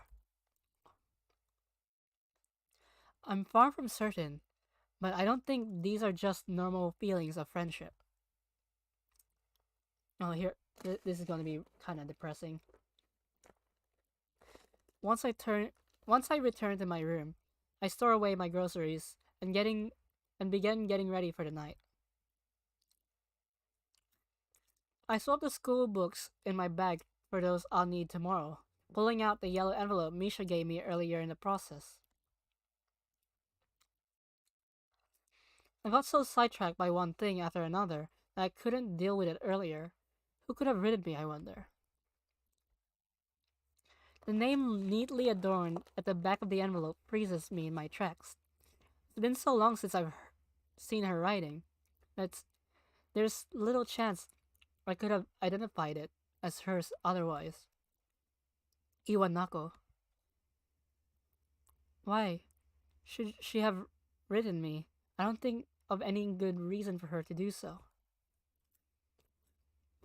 Ragnar likes to call this Iwanako girl as the worst girl besides Shizune, because she literally confessed to you. You're in hospital. She only sees you for a few days and leaves. And then now she's saying, "Oh, I don't want to see you anymore." I almost don't open the letter, but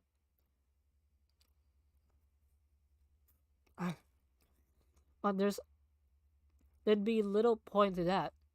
If I just left it alone, its mere existence would gnaw at me until I did something about it.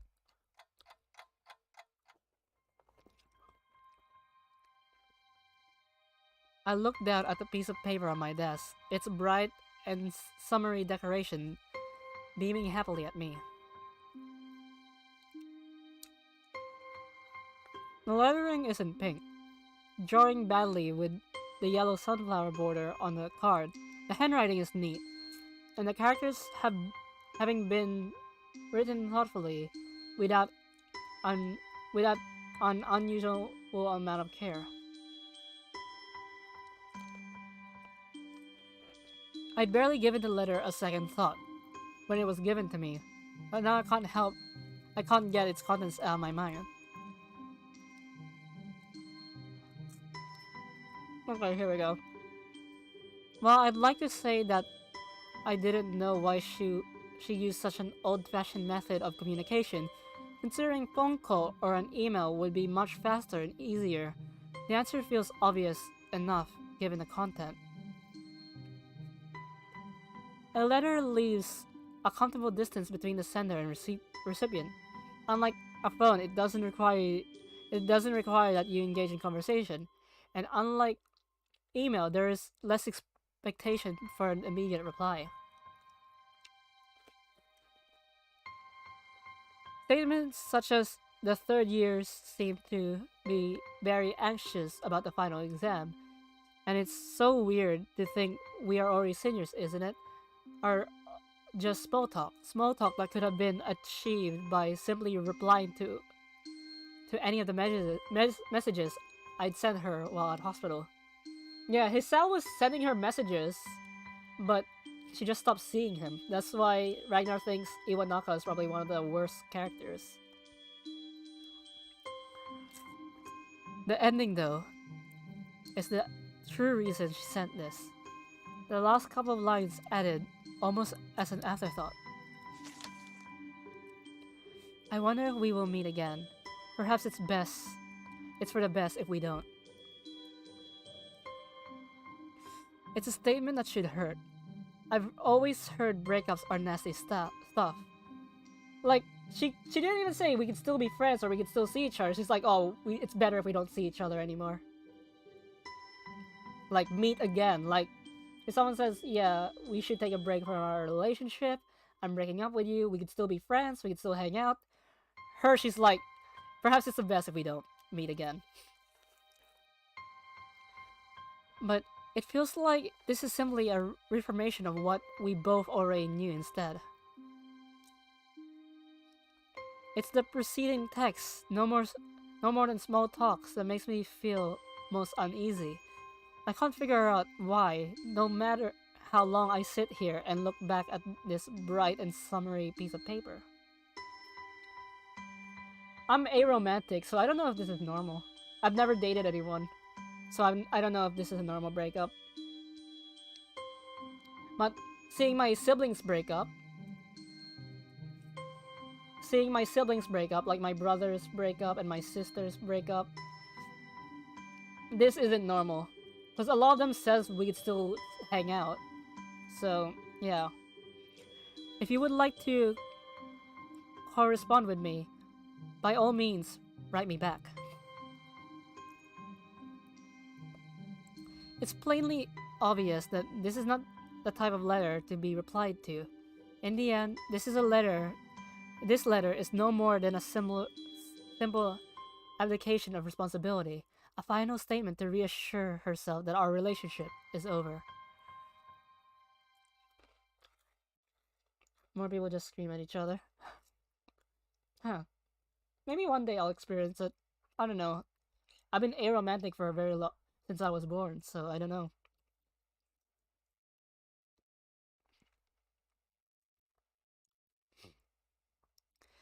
As such, I find I have a little problem in scrunching the letter and envelope into a ball and tossing it into the waste bin, ridding myself of its existence. I got to bed with mixed feelings, cheated out of a pleasant evening by this intruder from the past. Ironically, it takes a while before I can manage to sleep.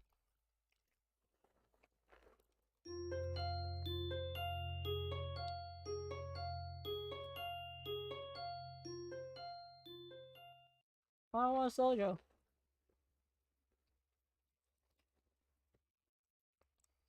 Mm. I sweat profusely, awaiting the dreaded moment. Each tick of the clock tenses my muscles, that much more every minute making more hairs stand on end. It's coming for me. I can feel it. Death. Death in the form of a single sheet of paper. I take the small pile of papers from the student in front of me and pass it backwards after plucking out the top piece. Thought it was Shoujo, your girl just dumped you.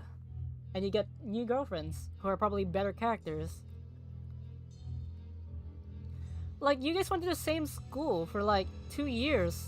You guys could still be friends and hang out, but she's like, nope, I don't want you in my life anymore. So much for... Yeah, she was kind of a dick. Even Ragnar says that. Looking to the top right of the page, I find my fears realized with a small red circle. Also, earlier I did check my CPU. How's my CPU's running? Apparently, there's only like a 1% change when I use the automatic noise suppression for my mic. But most of the CPUs being used in the avatar, so yeah. Looking to the top right of the page, I find my fears realized within the small red circle. 43?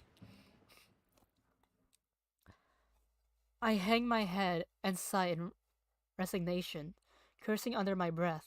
I can feel the aura of a similar sentiment rising from the entire class. It's strange, but that fact lifts my mood in a minuscule amount. Misery loves company, I suppose. Huh, I see. Have you been broken up with? I'm sorry, that's too personal. I shouldn't ask.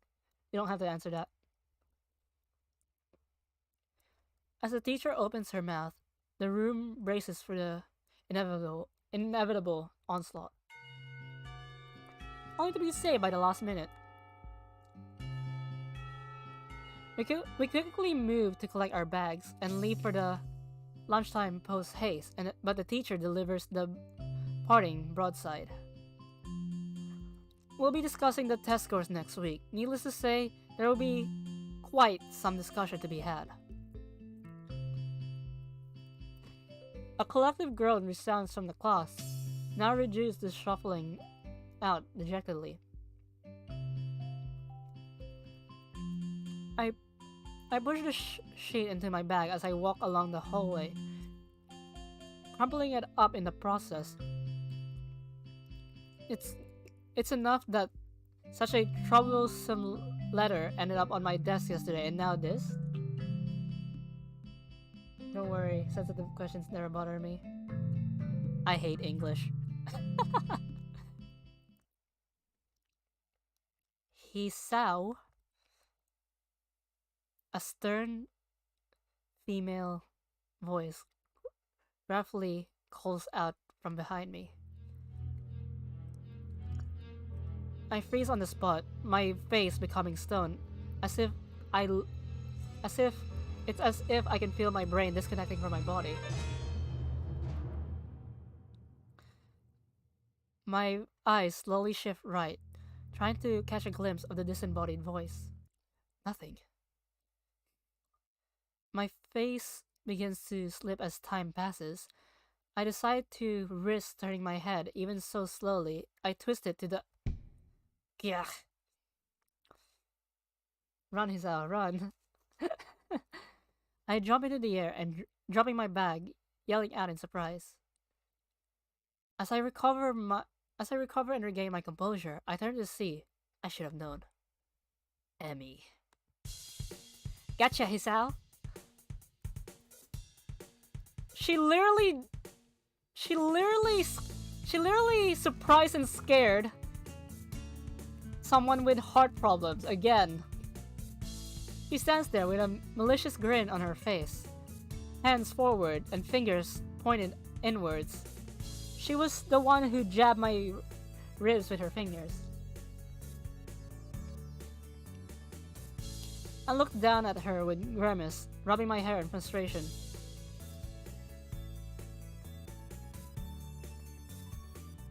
That's no way to greet someone, you know. You have no sense of humor. I left my sense of humor in English class. Complained to the teacher if he wanted given back to me. Next time she's gonna jump kick you in the chest to get your attention. Like, Emmy's really out for blood. She pulls her best puppy dog eyes on me as she pouts. Lilly's managed to build up my resistance to the tactic, but Emmy's short structure as enough to the effect to make me relent. So how are things? I haven't seen you around for a while. Same old, same old. I ran so fast nobody wants to join me in my morning runs. You say there. That's a real pain. Her modesty never fails to amuse me. Although... Uh-oh. You know what I'm thinking, don't ya, Hisao? Wearing my emotions on my sleeve is one of my worst habits. She's seen right through me. Fortunately, I see somebody else approaching us that will give me an out. Oh, hi Hanako.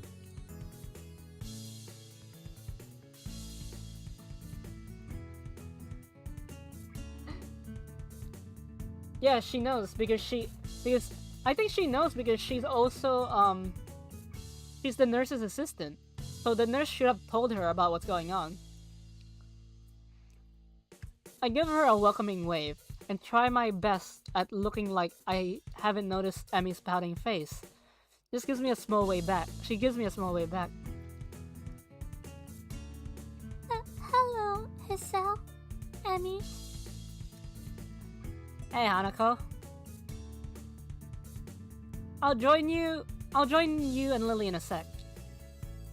Actually, speaking of lunchtime company, it's odd to see you without Rin, Emmy. Ah, Rin! Without a second word, she forgets all about us and bolts up the hallway.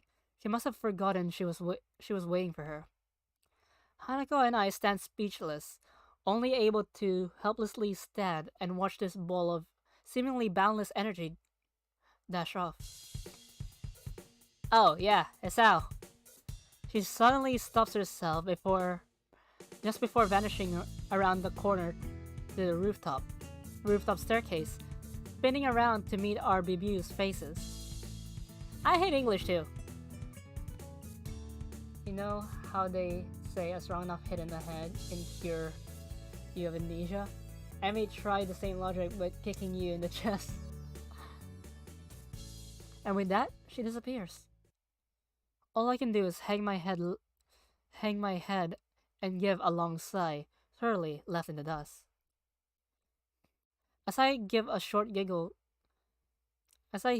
giggle coming from behind me, I turn to see Hanako smiling at the corner my attacker rounded. I pick up my bag from the floor and dust it off quickly. Afternoon, been busy? Yeah, you don't like English? Oh, nah. I had a test on it a while back, and Emmy caught me brooding about the results. Sorry. She averts her gaze, guilt written on her face. A casual observer would have think she just accidentally reminded me of a dead relative. Oh, come on, it's not your fault. How are you doing in it? She looks up, though still avoids meeting my eyes. Alright, I suppose. An awkward silence passes. They seem all too common around Hanako. Hanako pulls out gun. You don't like English? Oh, Lily asked if you'd like to join us for lunch on the roof. I guess I don't exactly have any pressing engagements to attend to. Sure, I'll be right up. Oh, I'll go get my lunch from the cafeteria now, then. Go on, you don't need my approval to leave, you know? Okay, I'll be going then. I'm surprised you haven't mentioned the M word every time I voice act Hanako. She gives a skittish reply, a small nod, and quickly makes off towards the cafeteria. I guess she must have forgotten to bring lunch today. As I walk through the hallways, more and more students start to come out of classrooms and past me, going in the same direction as Hanako went. By the time I manage to make it to the stairs, I'm having to push my way past a busily chatting throng of students.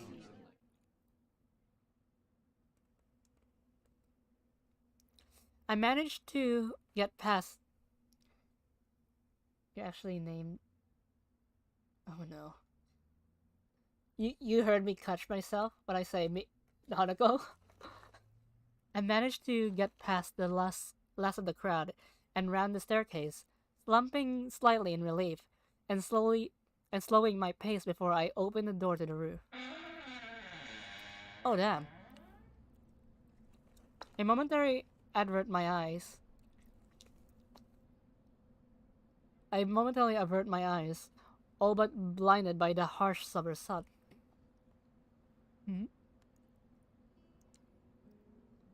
As I slowly regain my vision, the surrounding finally takes form. Lily, Emmy, and Rin sit together on the rooftop, and the top of the hilltop forest around Yamaku, visible past the fence around them, has to framed away. Oh, yeah, I heard it multiple times, so I don't need.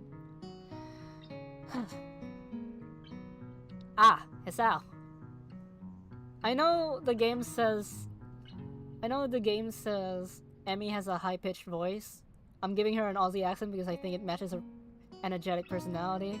And also, if I use a lolly voice, it will sound very similar to Hanako, but more joyful. And I'm trying to differentiate. I can't speak. Differentiate my voices. And I want to practice all the voices I can do. Lily and Rin give a quick nod of acknowledgement and a deep nod of greeting, respectively.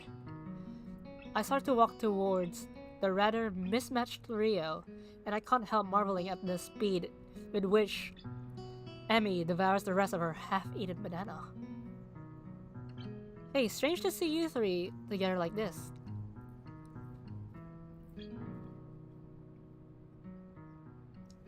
Well, I'm gonna briefly take a break from Goldfish.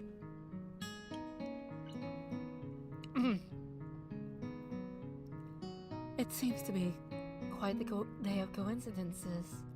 Emmy and Rin decided to eat on the roof just as Hanako and I decided to. You stole it. This spot was ours. I don't know. I haven't practiced it. Every time I try to do it, I end up reverting back to regular lolly voice. Simmer down, you can't steal a place in the school. I plonk myself down beside Lily, the four of us creating a semicircle. I think she is right. You too?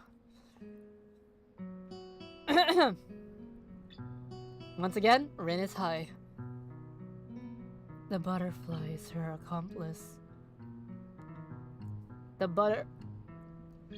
As I glance around, sure enough, a small yellow butterfly floats across my field of vision. So, Tell me, how did this butterfly help Lilly steal this spot? It scouted out our conversation and told her. I shouldn't have known better than to expect sound reason from Rin. Regardless, I guess it wouldn't hurt to play along. You're telling me she can talk to butterflies? There are people who can talk to horses called horse whisperers. Lilly must be a butterfly whisperer. I bury my head in my hands as Emmy rounds on her strange companion. She doesn't seem to share Rin's sense of humor. Whispers don't work like that. Emmy and Rin continue their banter as I turn to Lilly, who's busily finishing off her small box of curry and rice. I could go for some Japanese curry. So what brought you up here anyway? A little fresh air every now and again doesn't hurt. Ah. Ellie? Emmy breaks off from her vain attempts to introduce the concept of logic to Rin. That was why we came up here too. Like I said, I don't know how Aussie it sounds because my accent is I apparently already have like a somewhat Aussie accent. And I don't want to over exaggerate it with Emmy, so I don't know how different it is. I am not.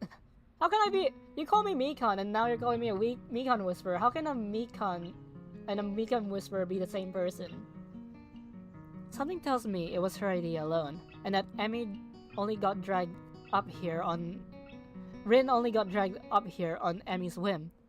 Then again, the same could probably be said of Lilly and Hanako. Now, we can share. The creaking of the door to the roof can be heard as soon as she says the words. A moment of silence fall over us as everyone's attention focuses on the figure appearing from it. It's called me conception. Hanako slowly walks over to us, her eyes pinned to the ground, silently reining the attention she's attracting. She tenses just barely when her eyes meet Rin's. I can't help raising an eyebrow as she walks over to us and sits next to me, doing her utmost to avoid looking up, even as she brings her cafeteria bread to her mouth. So, how do you and Emmy know each other anyways? Emmy is somewhat well known around the school for her athletic ability. I really never noticed you. She's the fastest member of the track and field club by some margin, even beating out Miki Miura. Wait, Miura by the track meet last week.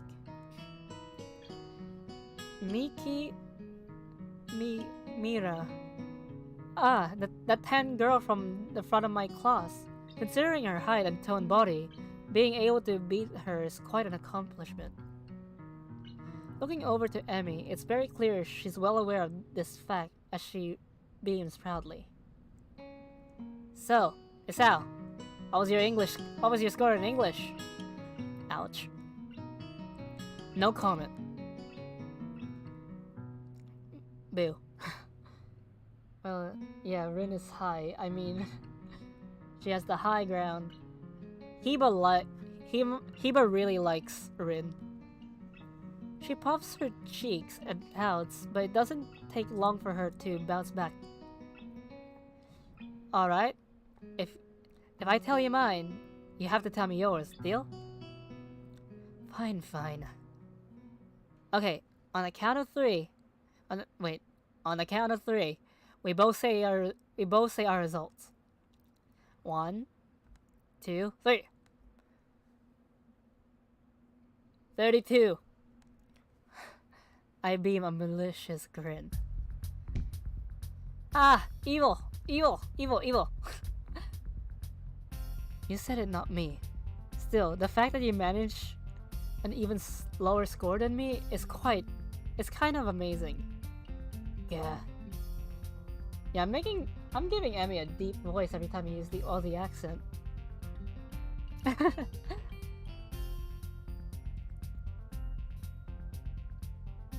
I mean, if Rin has the high ground, does that mean Emmy tried jumping? Maybe. Wait, are you saying that because she lost her legs? That's rude. Rude. She looks and sounds like a small terrier growling at an intruder. I can't say it's the most threatening sight I've seen. Either way, scoring higher than 32 isn't something to boast about, much less scoring below it for any subject. Yes, Lily. Sorry, Lily. I could help you with your English. If you'd like, it would be my pleasure to. Nah. That's fine. But I appreciate the thought though, really. Lily looks slightly defeated, her hopes of imparting her knowledge dashed. Judging from the badly hidden laughter of the rest of us, nor she nor Emmy seem to have garnered too much pity. As I sat happily laughing, though, I hear my voice suddenly cut off as my chest clenches. Darn it, Emmy!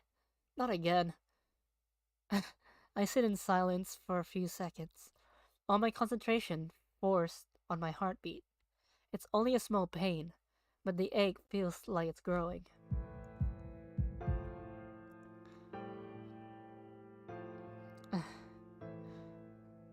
Breathe deeply.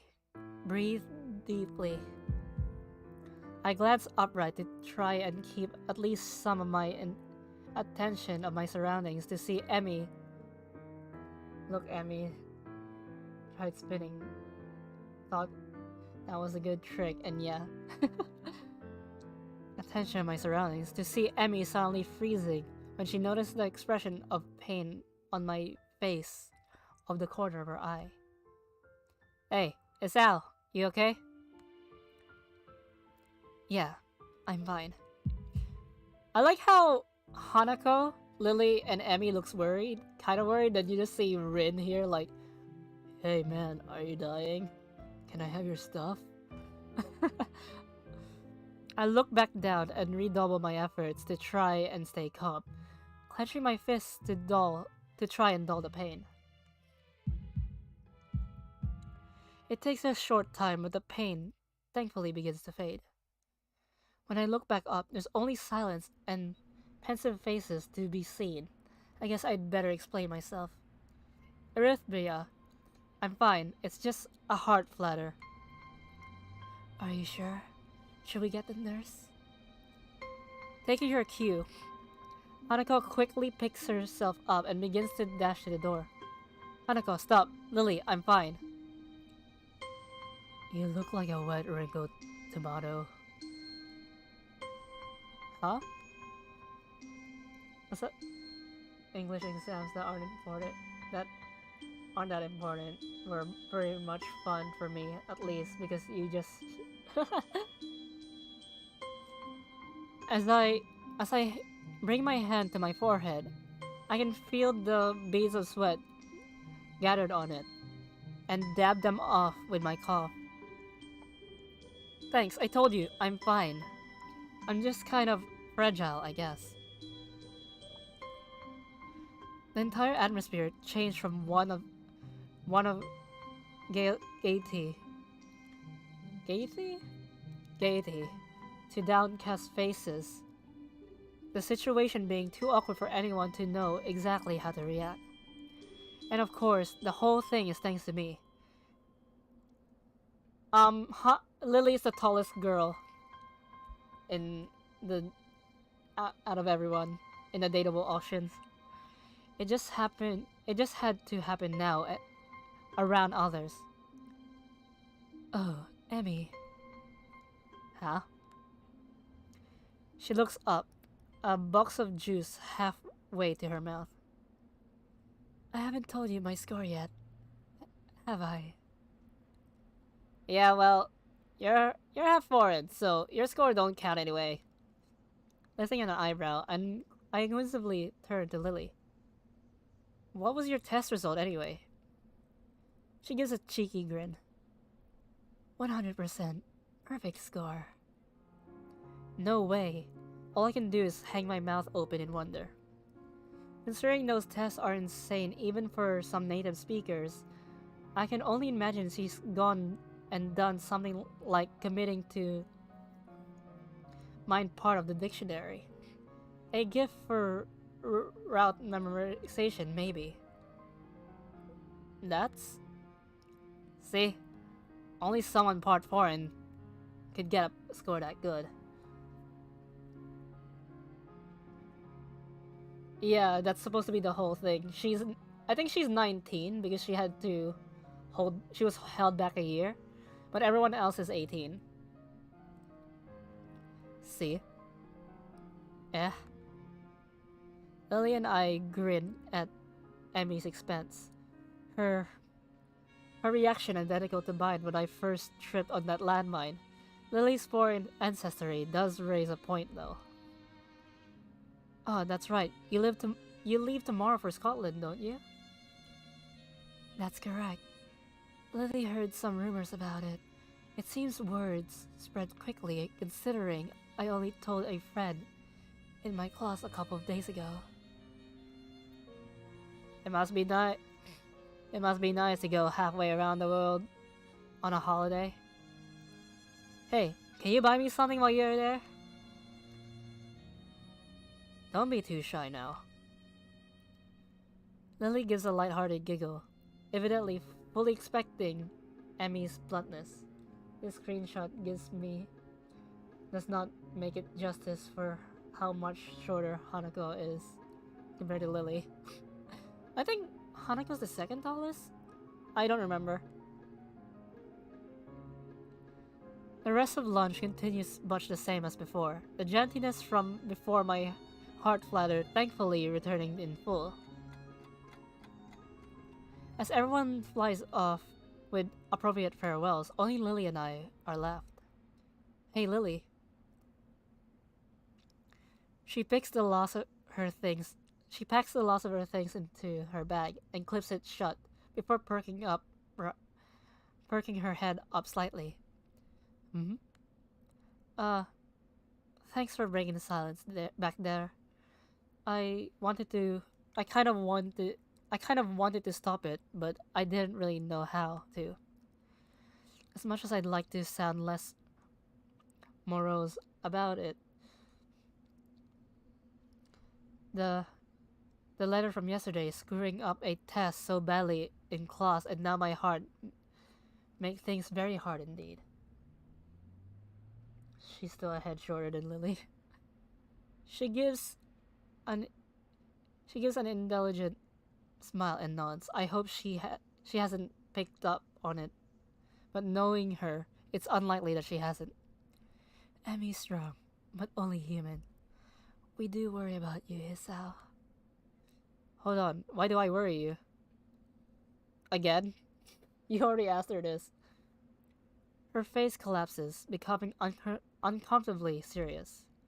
Hisao, we are not ignorant of your situation. She cuts herself short, unsure of whether she should say what she intends to. I give a weak smile and rest my head on her shoulder. Don't. It's enough that I worry about it. I don't want all of you to shoulder my burden. But if you all worry about it, I have to worry about your worrying, if that makes sense. Oops. I didn't even press the exit menu. The exit button. I'm fine, okay? For a moment, she looks to be lost in thought, carefully pondering how to react. Hisao, do you have any paper left from your food packaging? I think so. I'll just check.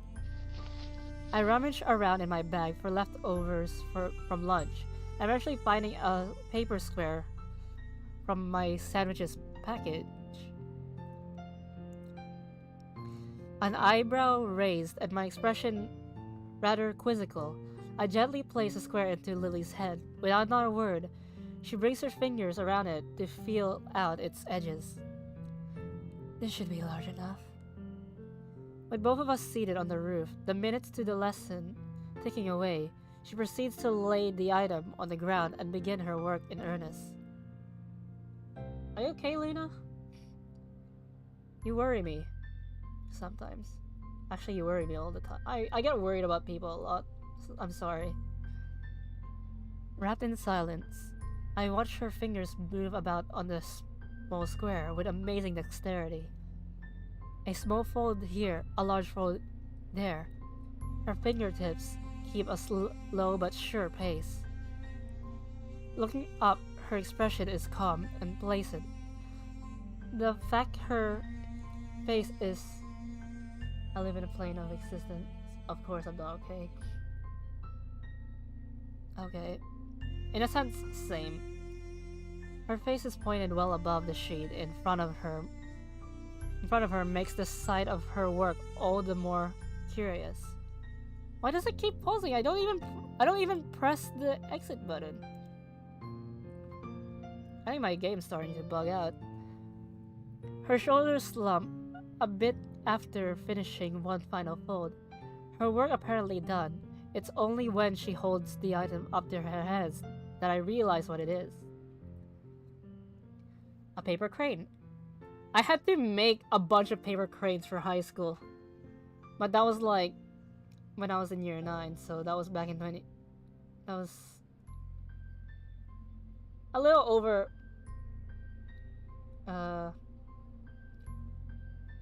8 years? I don't know, I can't math. A small origami crane. Light brown thanks to the packaging used. The result looks quite delicate and precise. You can do origami? It's the game's fault, sure. Like my hands on my mouse. My other hand, I'm sitting on my other hand. Don't ask why. So I'm nowhere near the escape key. I taught myself how to do it when I was younger. It improved my dexterity a bit. Huh? A light buffled. I carefully take the small bird from her pale cupped hands as if it would break with the slightest breath. It seems to be folded quite well and holds its shape easily. We both grab our bags and head out the door, Lily extending her cane as she does so. I hold Lily's handiwork to my face for further inspections. While we walk down the hallway, her hand running along the silver handrails for orientation. Yes, Isao, she's pale. We get it. If she thought herself origami to improve dexterity, with the use of her hands meaning so much to her, given her condition. Ah, so that's it. I smile. I realize the bird's meaning. Everyone here has had to find their own ways of dealing with their conditions. You aren't alone here when you have problems. Thanks, Lily. I appreciate this. She gives a sweet smile and a nod, not using words where none need to be used in her typical manner. All I ask is that you take care of yourself, Hisao. Don't worry, I will. Promise? Promise. And with that, we part ways. To be honest, I don't know what annoys me more. The fact that I can die at any moment, or the fact that everyone knows that. I guess I'll just take each day as it comes, as the unexpected present in my hand reminds me I'm not alone here. Even though I may be like this, I'm not alone. If if they worry, if anyone worries, I'll smile. I'll smile enough for all their worries to go away.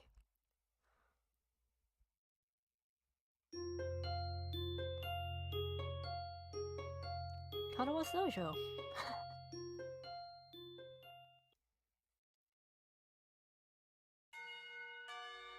The moment the bell rings out, a collective sigh of relief comes from everyone. Much of the morning's been taken up by a droning lecture on spectrometry, a topic either unbenefiting of the insufferable heat permeating the classroom. Knowing that attempting to teach anything more would be an exercise to futility, Mudo gives up and begins clearing the teaching materials from his desk for the day.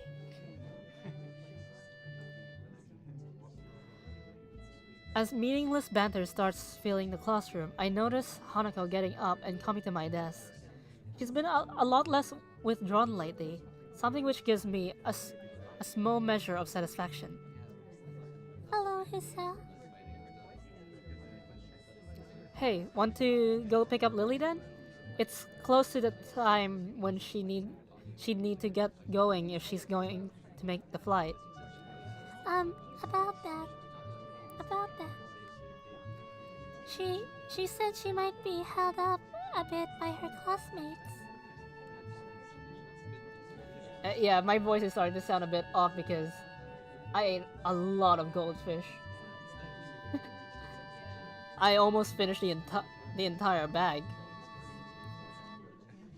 I suppose that makes sense. Her class usually gets off a little earlier than ours, so Lily would normally have just come to our classroom. Her class must be sending her off. Well, never mind. We can wait outside her classroom for once, right? She gives a small giggle before nodding. The two of us taking our things and leaving for 3-2's classroom. When we reach our destination, I stop to idle amusement at the scene inside. One of the shorter girls from the class has Lily wrapped in an enthusiastic hug, her head no taller than Lily's chin. Her other friends, of which there are several, are gathered around as well. Lily simply smiles kindly and hugs her back. I guess Lily must be pretty popular compared to Shizune's harsh but fair dictatorship of 3-3. Lily seems more like a mother figure of 3-2, to say nothing of her height and looks. When can we headbutt Hanako again? Kenji's pointedly cool demeanor as he packs his things at his seat in the back corner of the classroom is expected. He's no doubt far from a fan of the fuss being made about Lily's leaving. Looking beside me and seeing Hanako following my gaze, I decide to finally enter the room. Good afternoon, Lily. It's me and Hanako. Hanako withers noticeably, but exposed to the did being made around Lily. Try as she might, I doubt she'll ever she'll ever completely get over her social anxiety. Guess I'll just go. Oh, hello. Wait. Did my mic pick that up? Hello. There, that was loud enough. Lily manages to work out her position remarkably well, her classmates detaching herself without a second word. A look of slight expiration is written on Lily's face, though I can't say I blame her. Hello, Isao, Hanako. Do we have much time before the flight leaves? Nah, it was fine, but the hello needed a lot more ooh. I mean, I am trying to take into account Hanako's shy personality. I give a quick glance at my watch. Taking the trip to the airport into account, there's a good 10, maybe 15 minutes left, while still allowing for contingencies. Yeah, we have a few minutes to kill. I won't worry about missing it yet. Ah, is that Hanako? Uh-oh. I think we've just inadvertently became entangled in Lilly's social web. The girl is probably part of the legally blind faction of the class like Kenji, given her almost window plane-like spectacles. Her short, roughly cut hair gives a look that fits her excitable expression. Hello. Hello. She takes Hanako's hand and pulls it up. Pulls it up and down enthusiastically. I really don't get how girls can be so social to someone they only know as the friend of a friend. While Hanako exchanges nervous greetings, I look around the room for my short, overdressed next-door neighbor. Try as I might, he seems to have slipped out of the classroom without anyone noticing. For a moment, I try to think of possible career paths that could reasonably benefit from his single skill before putting my mind to more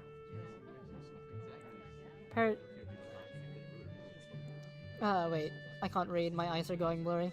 Pertinent matters. Lily seems pleased, if somewhat guarded, about the enthusiasm Hanako suddenly excited from those around her. She might not see it, but Hanako's much less panicked about the affair than I'd anticipated. Shuffling my way through the gaggle of classmates, I eventually managed to reach her. Don't worry, Hanako's fine. Thank you. I thought she might be overwhelmed by them. Don't worry, we'll be gentle. Both of us grimace in unison. Hanako's nervous grin stays plastered on her face as another couple of girls move in to meet her. It's kind of amazing that even just a month ago she'd never have been able to cope with a situation such as this. Even when I first met her, the two of us completely alone, she sprinted from the library. So, you got everything you need? It's all back.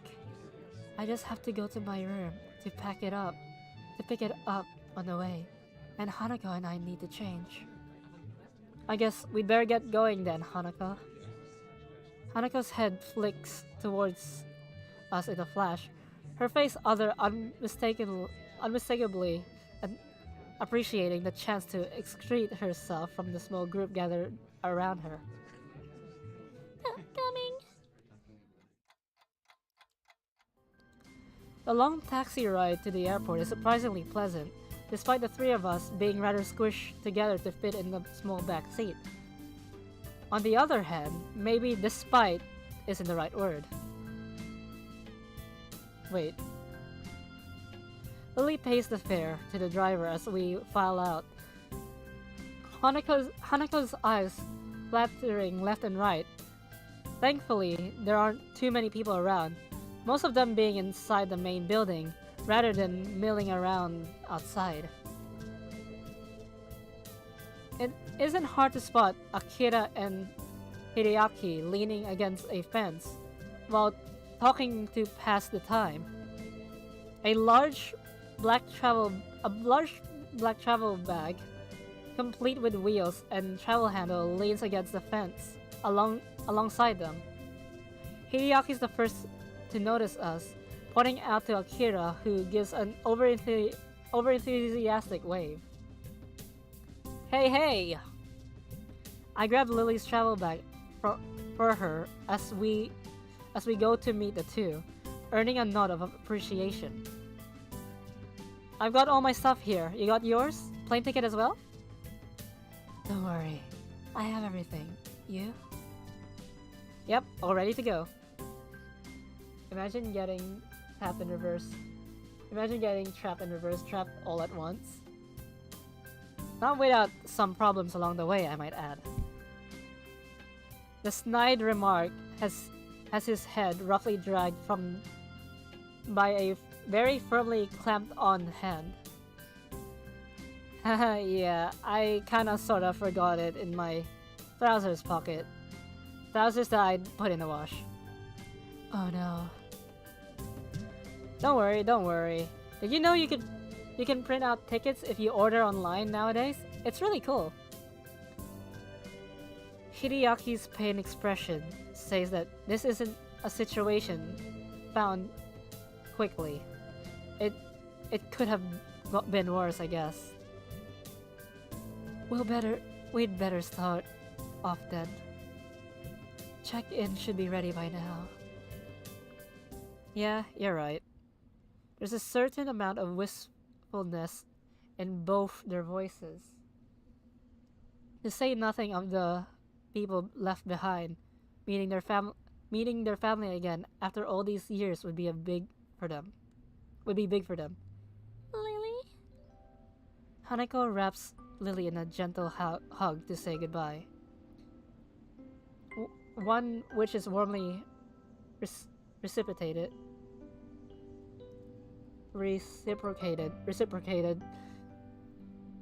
Lily and I share a brief hug afterward.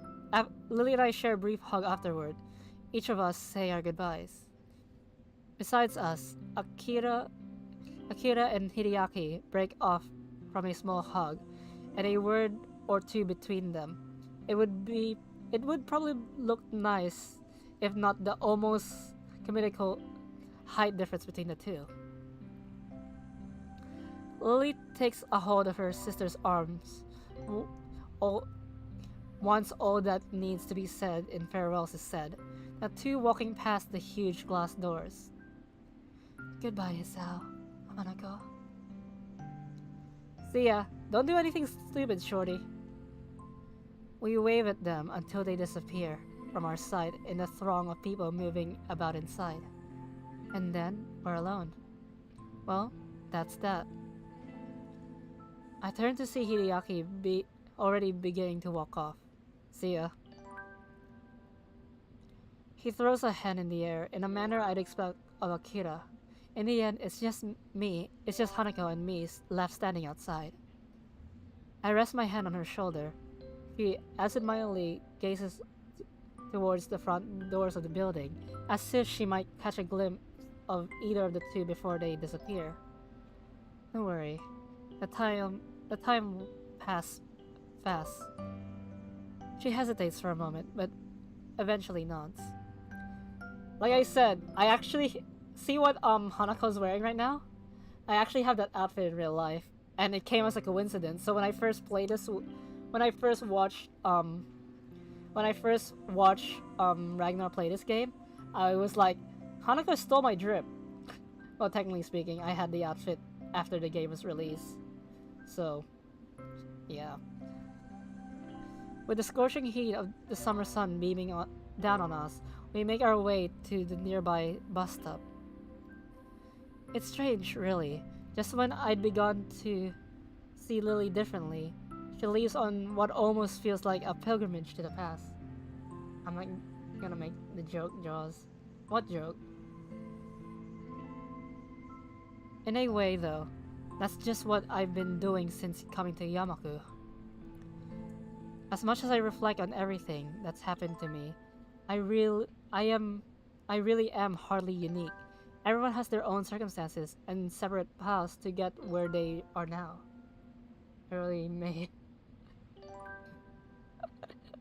that joke? Yet, I still can't really work out how I should proceed. My life may have practically been reset, and I can't find anything that satisfactorily fills the hole I still feel in myself. And now I shall speak again. Hello, Ray. Maybe Lily's leaving will be a good thing for me. Without her to lean on, I'll need to do more for myself. I have to be there for Hanako too, as well. It feels strange to have so much change so quickly after my months in that hospital. That seemed to exist so separately from reality, but that's not all the more reason for me to keep focused. I can't let any opportunity slip from my fingers in an attempt to rebuild my life.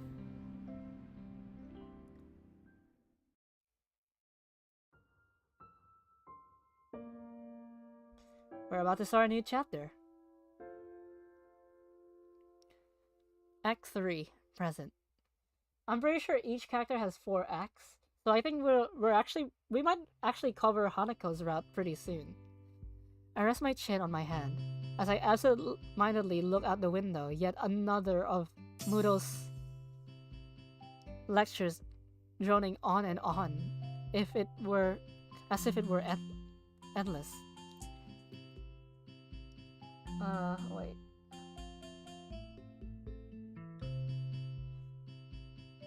The summer sky is almost alluring in its bright cerulean splendor.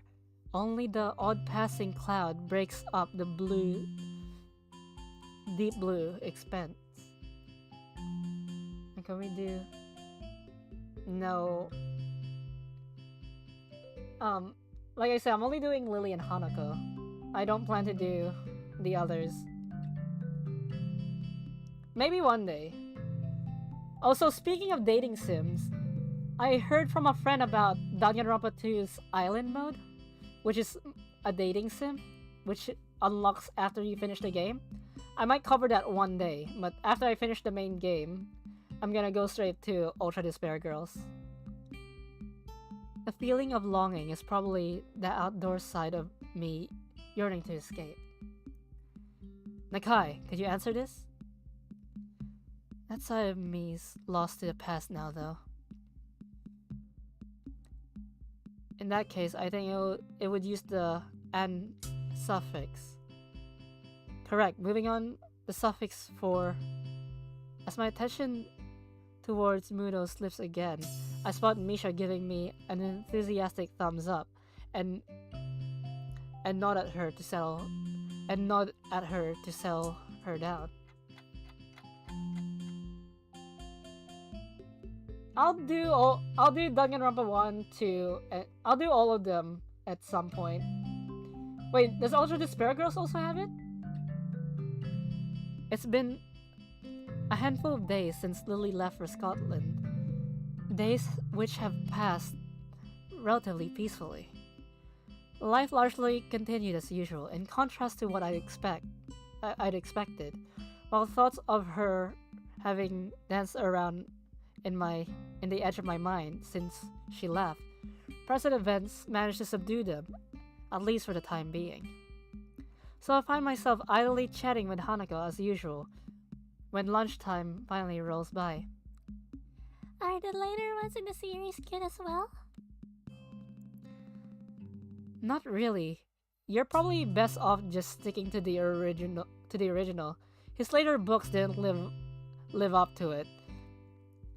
No, it doesn't. Okay. Live up to it. Other than maybe God Emperor. Thanks. I wasn't really sure if...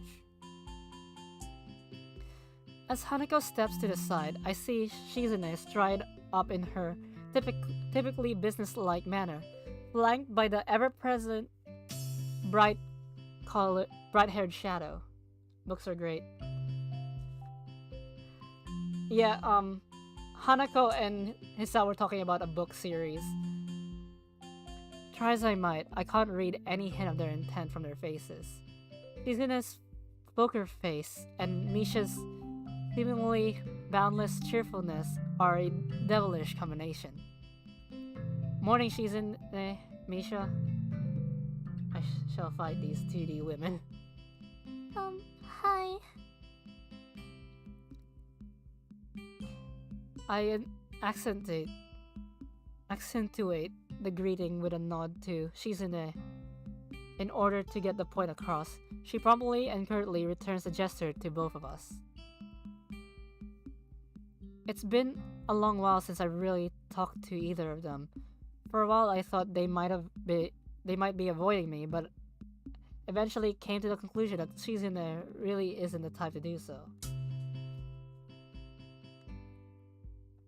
Morning, Shi-chan. Morning, Shi-chan says that Mado wants to see you sometime. Because of this statement, my face contorts as if it just eaten spoiled food, giving Misha no end of amusement. Wahahaha. Anyone think you were in trouble, Hee-chan? You may not be aware of it, but you have the least to worry about. You have the least worry. Oh, you have the least to worry about it. About out of everyone in the class. Yeah, my eyes are starting to blur, but it's fine.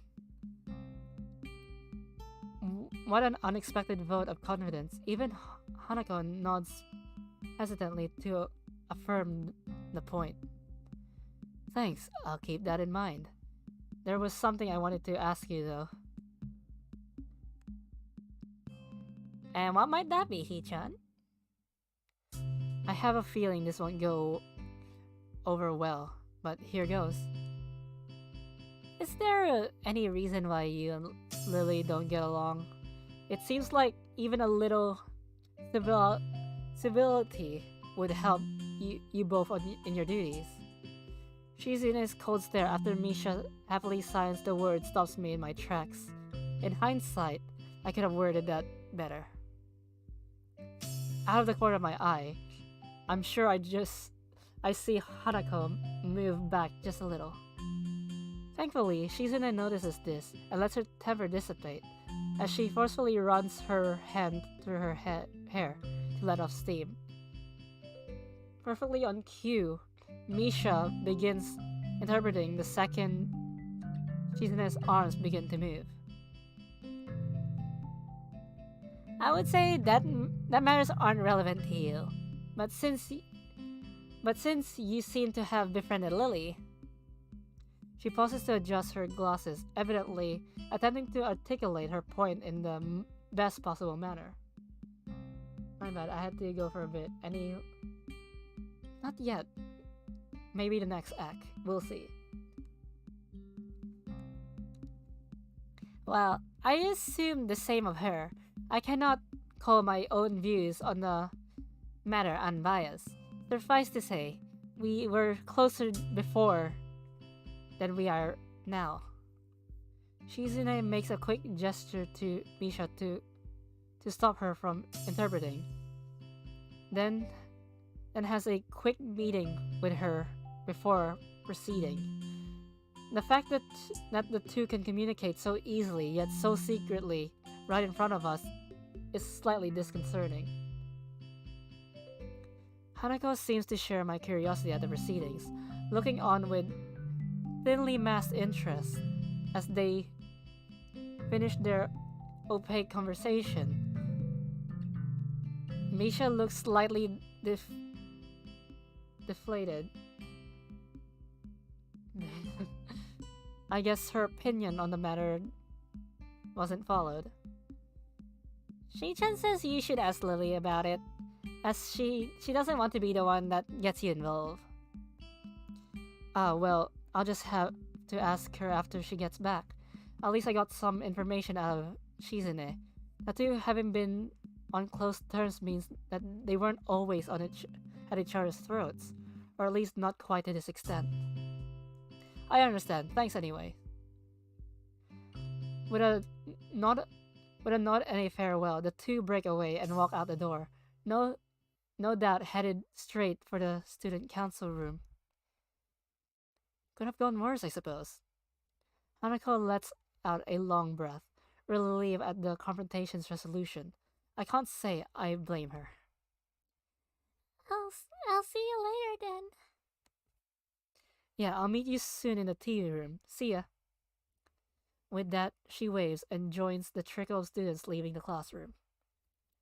Nakai, can I speak to you for a moment? Delivered in his typical monotone manner, he apparently decided I need a reminder to see him again already. Evidently, I finished packing up my things. By the time I reach his desk, the classroom is close to empty. Yes, sir? He looks up, taking measures of my face before giving an awkward, rather obviously acted chuckle. No need to feel guilty, you're not in any trouble. I just want to ask you something I've asked a few of the other students so far. That's something at least. For a moment, I thought my maxim of keeping my head down and pen up had failed me. So, what do you want to talk about? To start with, what do you think of your progress in this class so far? Good? Bad? I detest the kind of question. For a fair amount of time, I try to think of a response that is neither pathetically humble nor cocky. I'd say I'm doing okay. The work doesn't seem too hard, but I'm doing better on tests than I thought I would. That's a good answer. A correct one, too. I give a mental sigh of relief at his satisfaction. To say that I don't gain a little pride for his comment would be a blunt lie. In a maelstrom of thoughts clouding my mind after learning that I'd be transferring to Yamaku, my school grades seemed utterly unimportant. Being entirely clueless as to what skill level would be assumed of me once I actually got here, I was hugely relieved that I found out that I understood well enough the schoolwork we'd be doing. English bad, that's our progress so far. I know your circumstances might be thrown in a wrench in the works, but have you given any thought to your future? My future? What would you like as a profession? Do you have any thoughts of where you'd like to be in 10 or 20 years' time? I wouldn't be surprised if you covered this ground in your previous school, but I don't have any record of it if you have. I suppose the last year of high school is the time when students would need to be thinking about such things. To be honest, I really haven't lent much thought compared to my immediate situation. Catching on my thinking, Mudos speaks up. It's okay if you haven't decided on anything specific yet. I won't be surprised if a lot of your classmates were still undecided. After all, maybe pursue one of your talents. He's rather obviously trying to squeeze an answer out of me, and something about his previous wording makes me suspicious. He doesn't seem to be intent on asking everyone like this, so he must have some kind of selection criteria. At a guess, our grades in his class. I don't know, I'll do what I'll do tomorrow, let alone 10 years in the future. I kinda do. I wanna continue being an entertainer. That's what I want. And maybe one day I'll join a VTuber company. But we'll see. That's my plan. Well, something in science might be the path of least resistance. His face brightens, no doubt at the thought of a prize student following his subject as a career choice. Good. Having a general idea in the first step. I would advise you to think on it, though. I will. Things are kinda settling down, which will help. Good to hear. Oh, and I've noticed that Ikesawa's attendance and grades have improved since you came to be friends. I'd like to thank you for that. I'm surprised you noticed we knew each other. He gives a chuckle as awkward as his smile. This guy really has no idea how to properly act around others.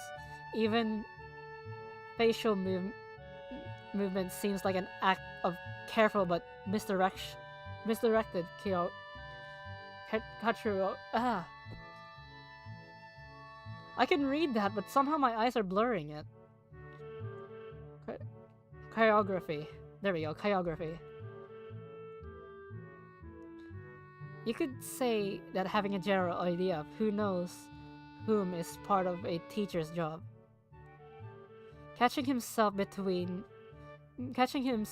he goes off on a tangent, he loudly coughs in his hand.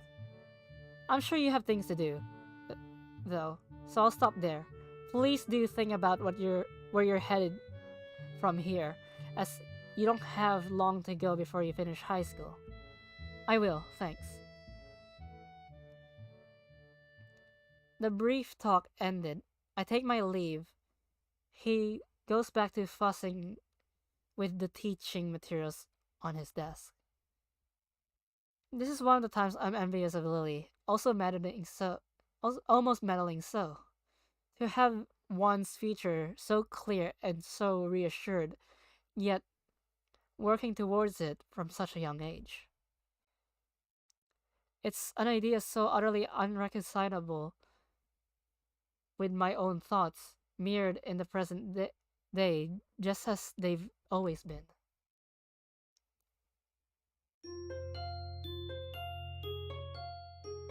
I might go into a little bit of overtime.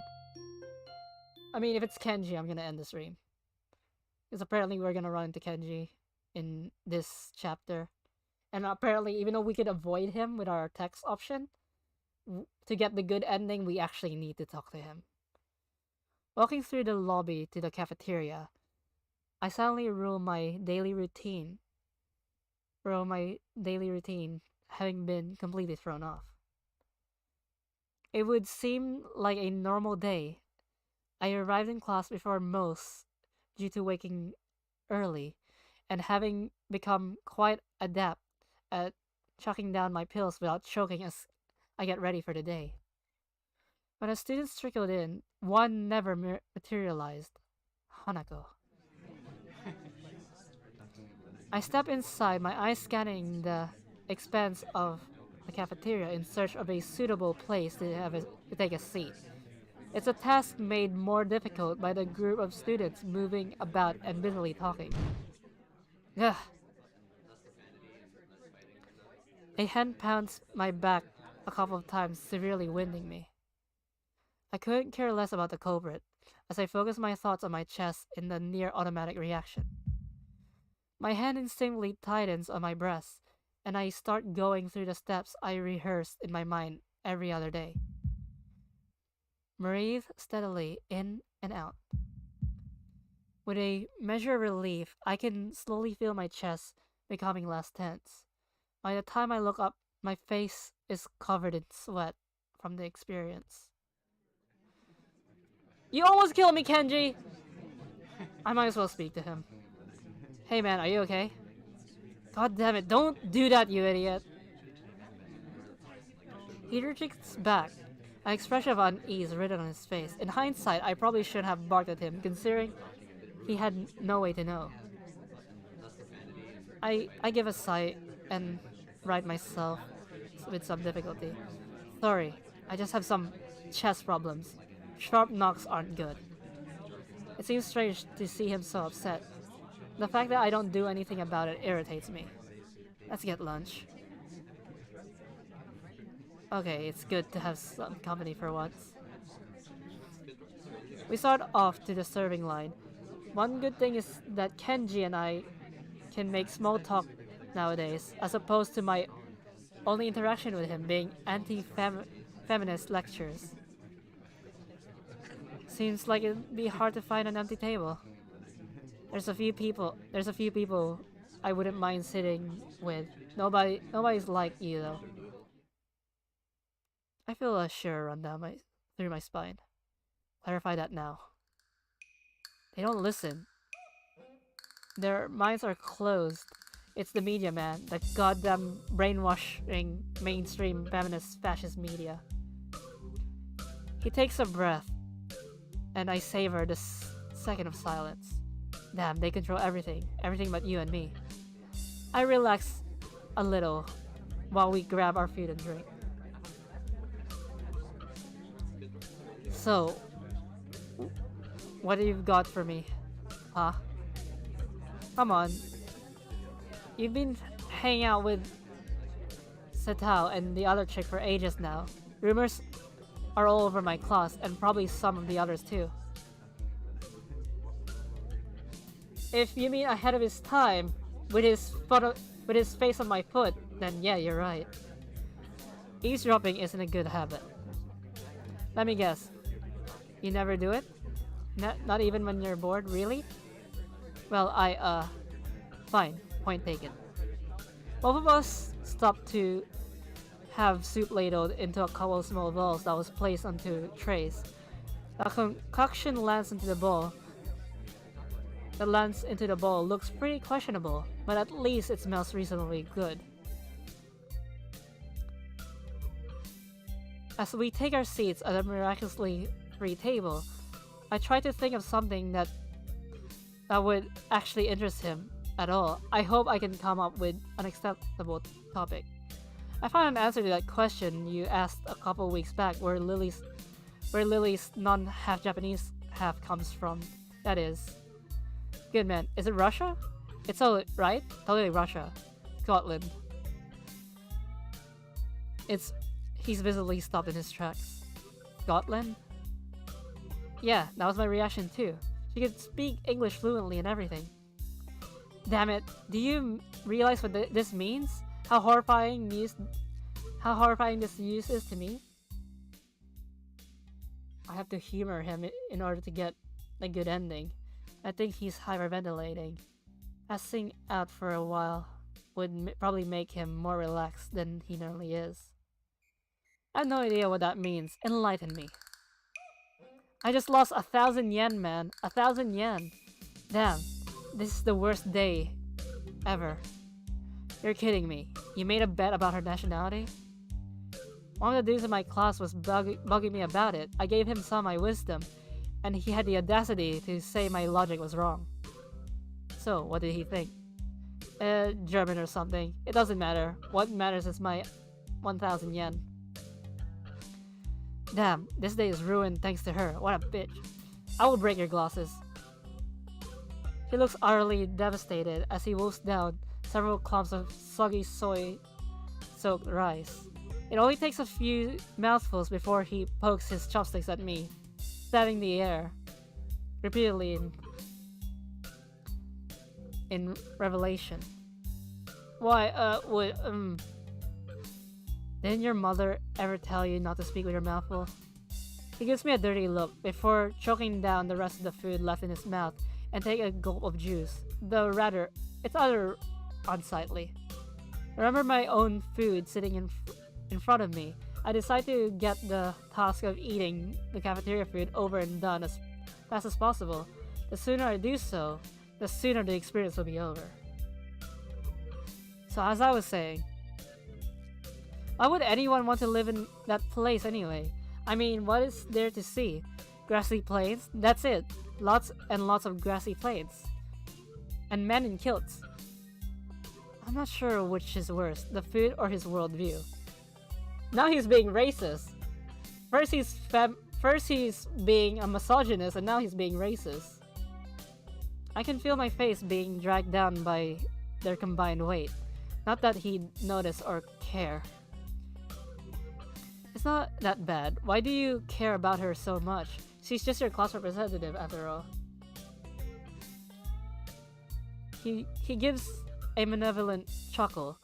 Were this anyone but Kenji, I'd feel uneasy at how he sounds. I finally found a chunk in the Feminist Legion's armor. It took a while, but I'm confident that this is going to be how we can bring down the whole system. Because he's racist and feminist. I'm going to blow your mind. Are you ready? I tune out his rambling for a moment as I finish my rice and start the unappetizing soup. One taste is enough to confirm that it's cold. Ready as I'll ever be. I can confirm that Lilly is in the Mafia. What? Alright, stay with me for a second here, and I'll describe the scene. I wish I could do otherwise. Lily's there, walking down the street after school. You're not stalking her, are you? No, damn man. I do have some sense of self-preservation, but not dignity or morals or social standards. Anyway, as I was saying, his car pulls up next to her, and guess who steps out? A man in a pine pinstripe suit. Waves her in, and the two leave just like that. I tell you, man, she's under protection. Under protection. A man in a oh. I can see where this is going now. It takes effort not to sigh in exasperation. Let me guess. The man about average height with a slightly slender build, had blonde hair, looked foreign, and smiled a lot. He looks positively stunned. I take advantage of the moment to quiet to quickly gulp a handful of cold soup. It seems you're more observant than I thought. Yes, I have chosen well. He giggles a little and nods to himself so dramatically that it looks comical. I can't tell whether that's intentional or not, and that makes me frown. This has important ramifications, you know? If she really is connected to people like them, and we're smart about what to do with this information, we could turn this into our greatest weapon against the student council. Once he starts rambling into conspiracy territory, my juice suddenly becomes of much more importance. Only half listening to his pontifications, my mind drifts to the matter of Lilly and her antipathy for Shizune. The past between them is steadily becoming more coherent, but I'm not sure if I should be learning of her past this way. Indeed, if I do work out what went on, it really doesn't seem like my business to go and interfere. How come students... That's what Kenji thinks, but in this game's context, they're just a normal student council. Damn, not having Lilly around is making my thoughts wander. I'm noticeably more bored and solid without her company, and the same goes for Hanako. All we do during lunch anymore is eat and play chess. Come to think of it, I need to go check on Hanako after school too. Considering her much improved attendance, I'm guessing she's come down with something.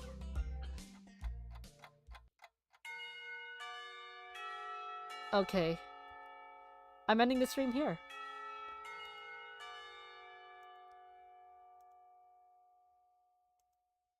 So, I hope you guys had fun. Like, I might see those who follow Ragnar. You guys might see me or hear me. Yeah, I'll do an Ara Jaws. It's been 2 days. You haven't had Ara Jaws in a few streams now. You deserve a reward after finishing an exam. So, I'll let my older form finish what I was saying.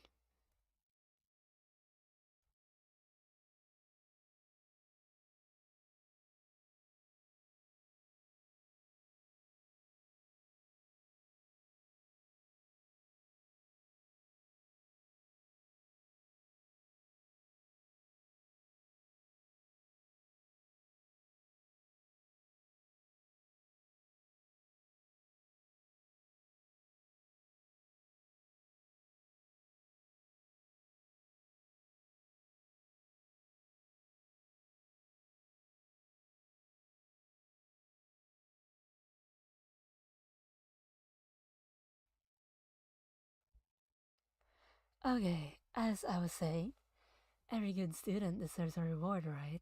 So here you are. Anyways, you might hear from me in Ragnar's stream. But if not, um, there's no. If not, then I'll see you guys in 2 days, because there's no stream tomorrow. And the day after, I have the.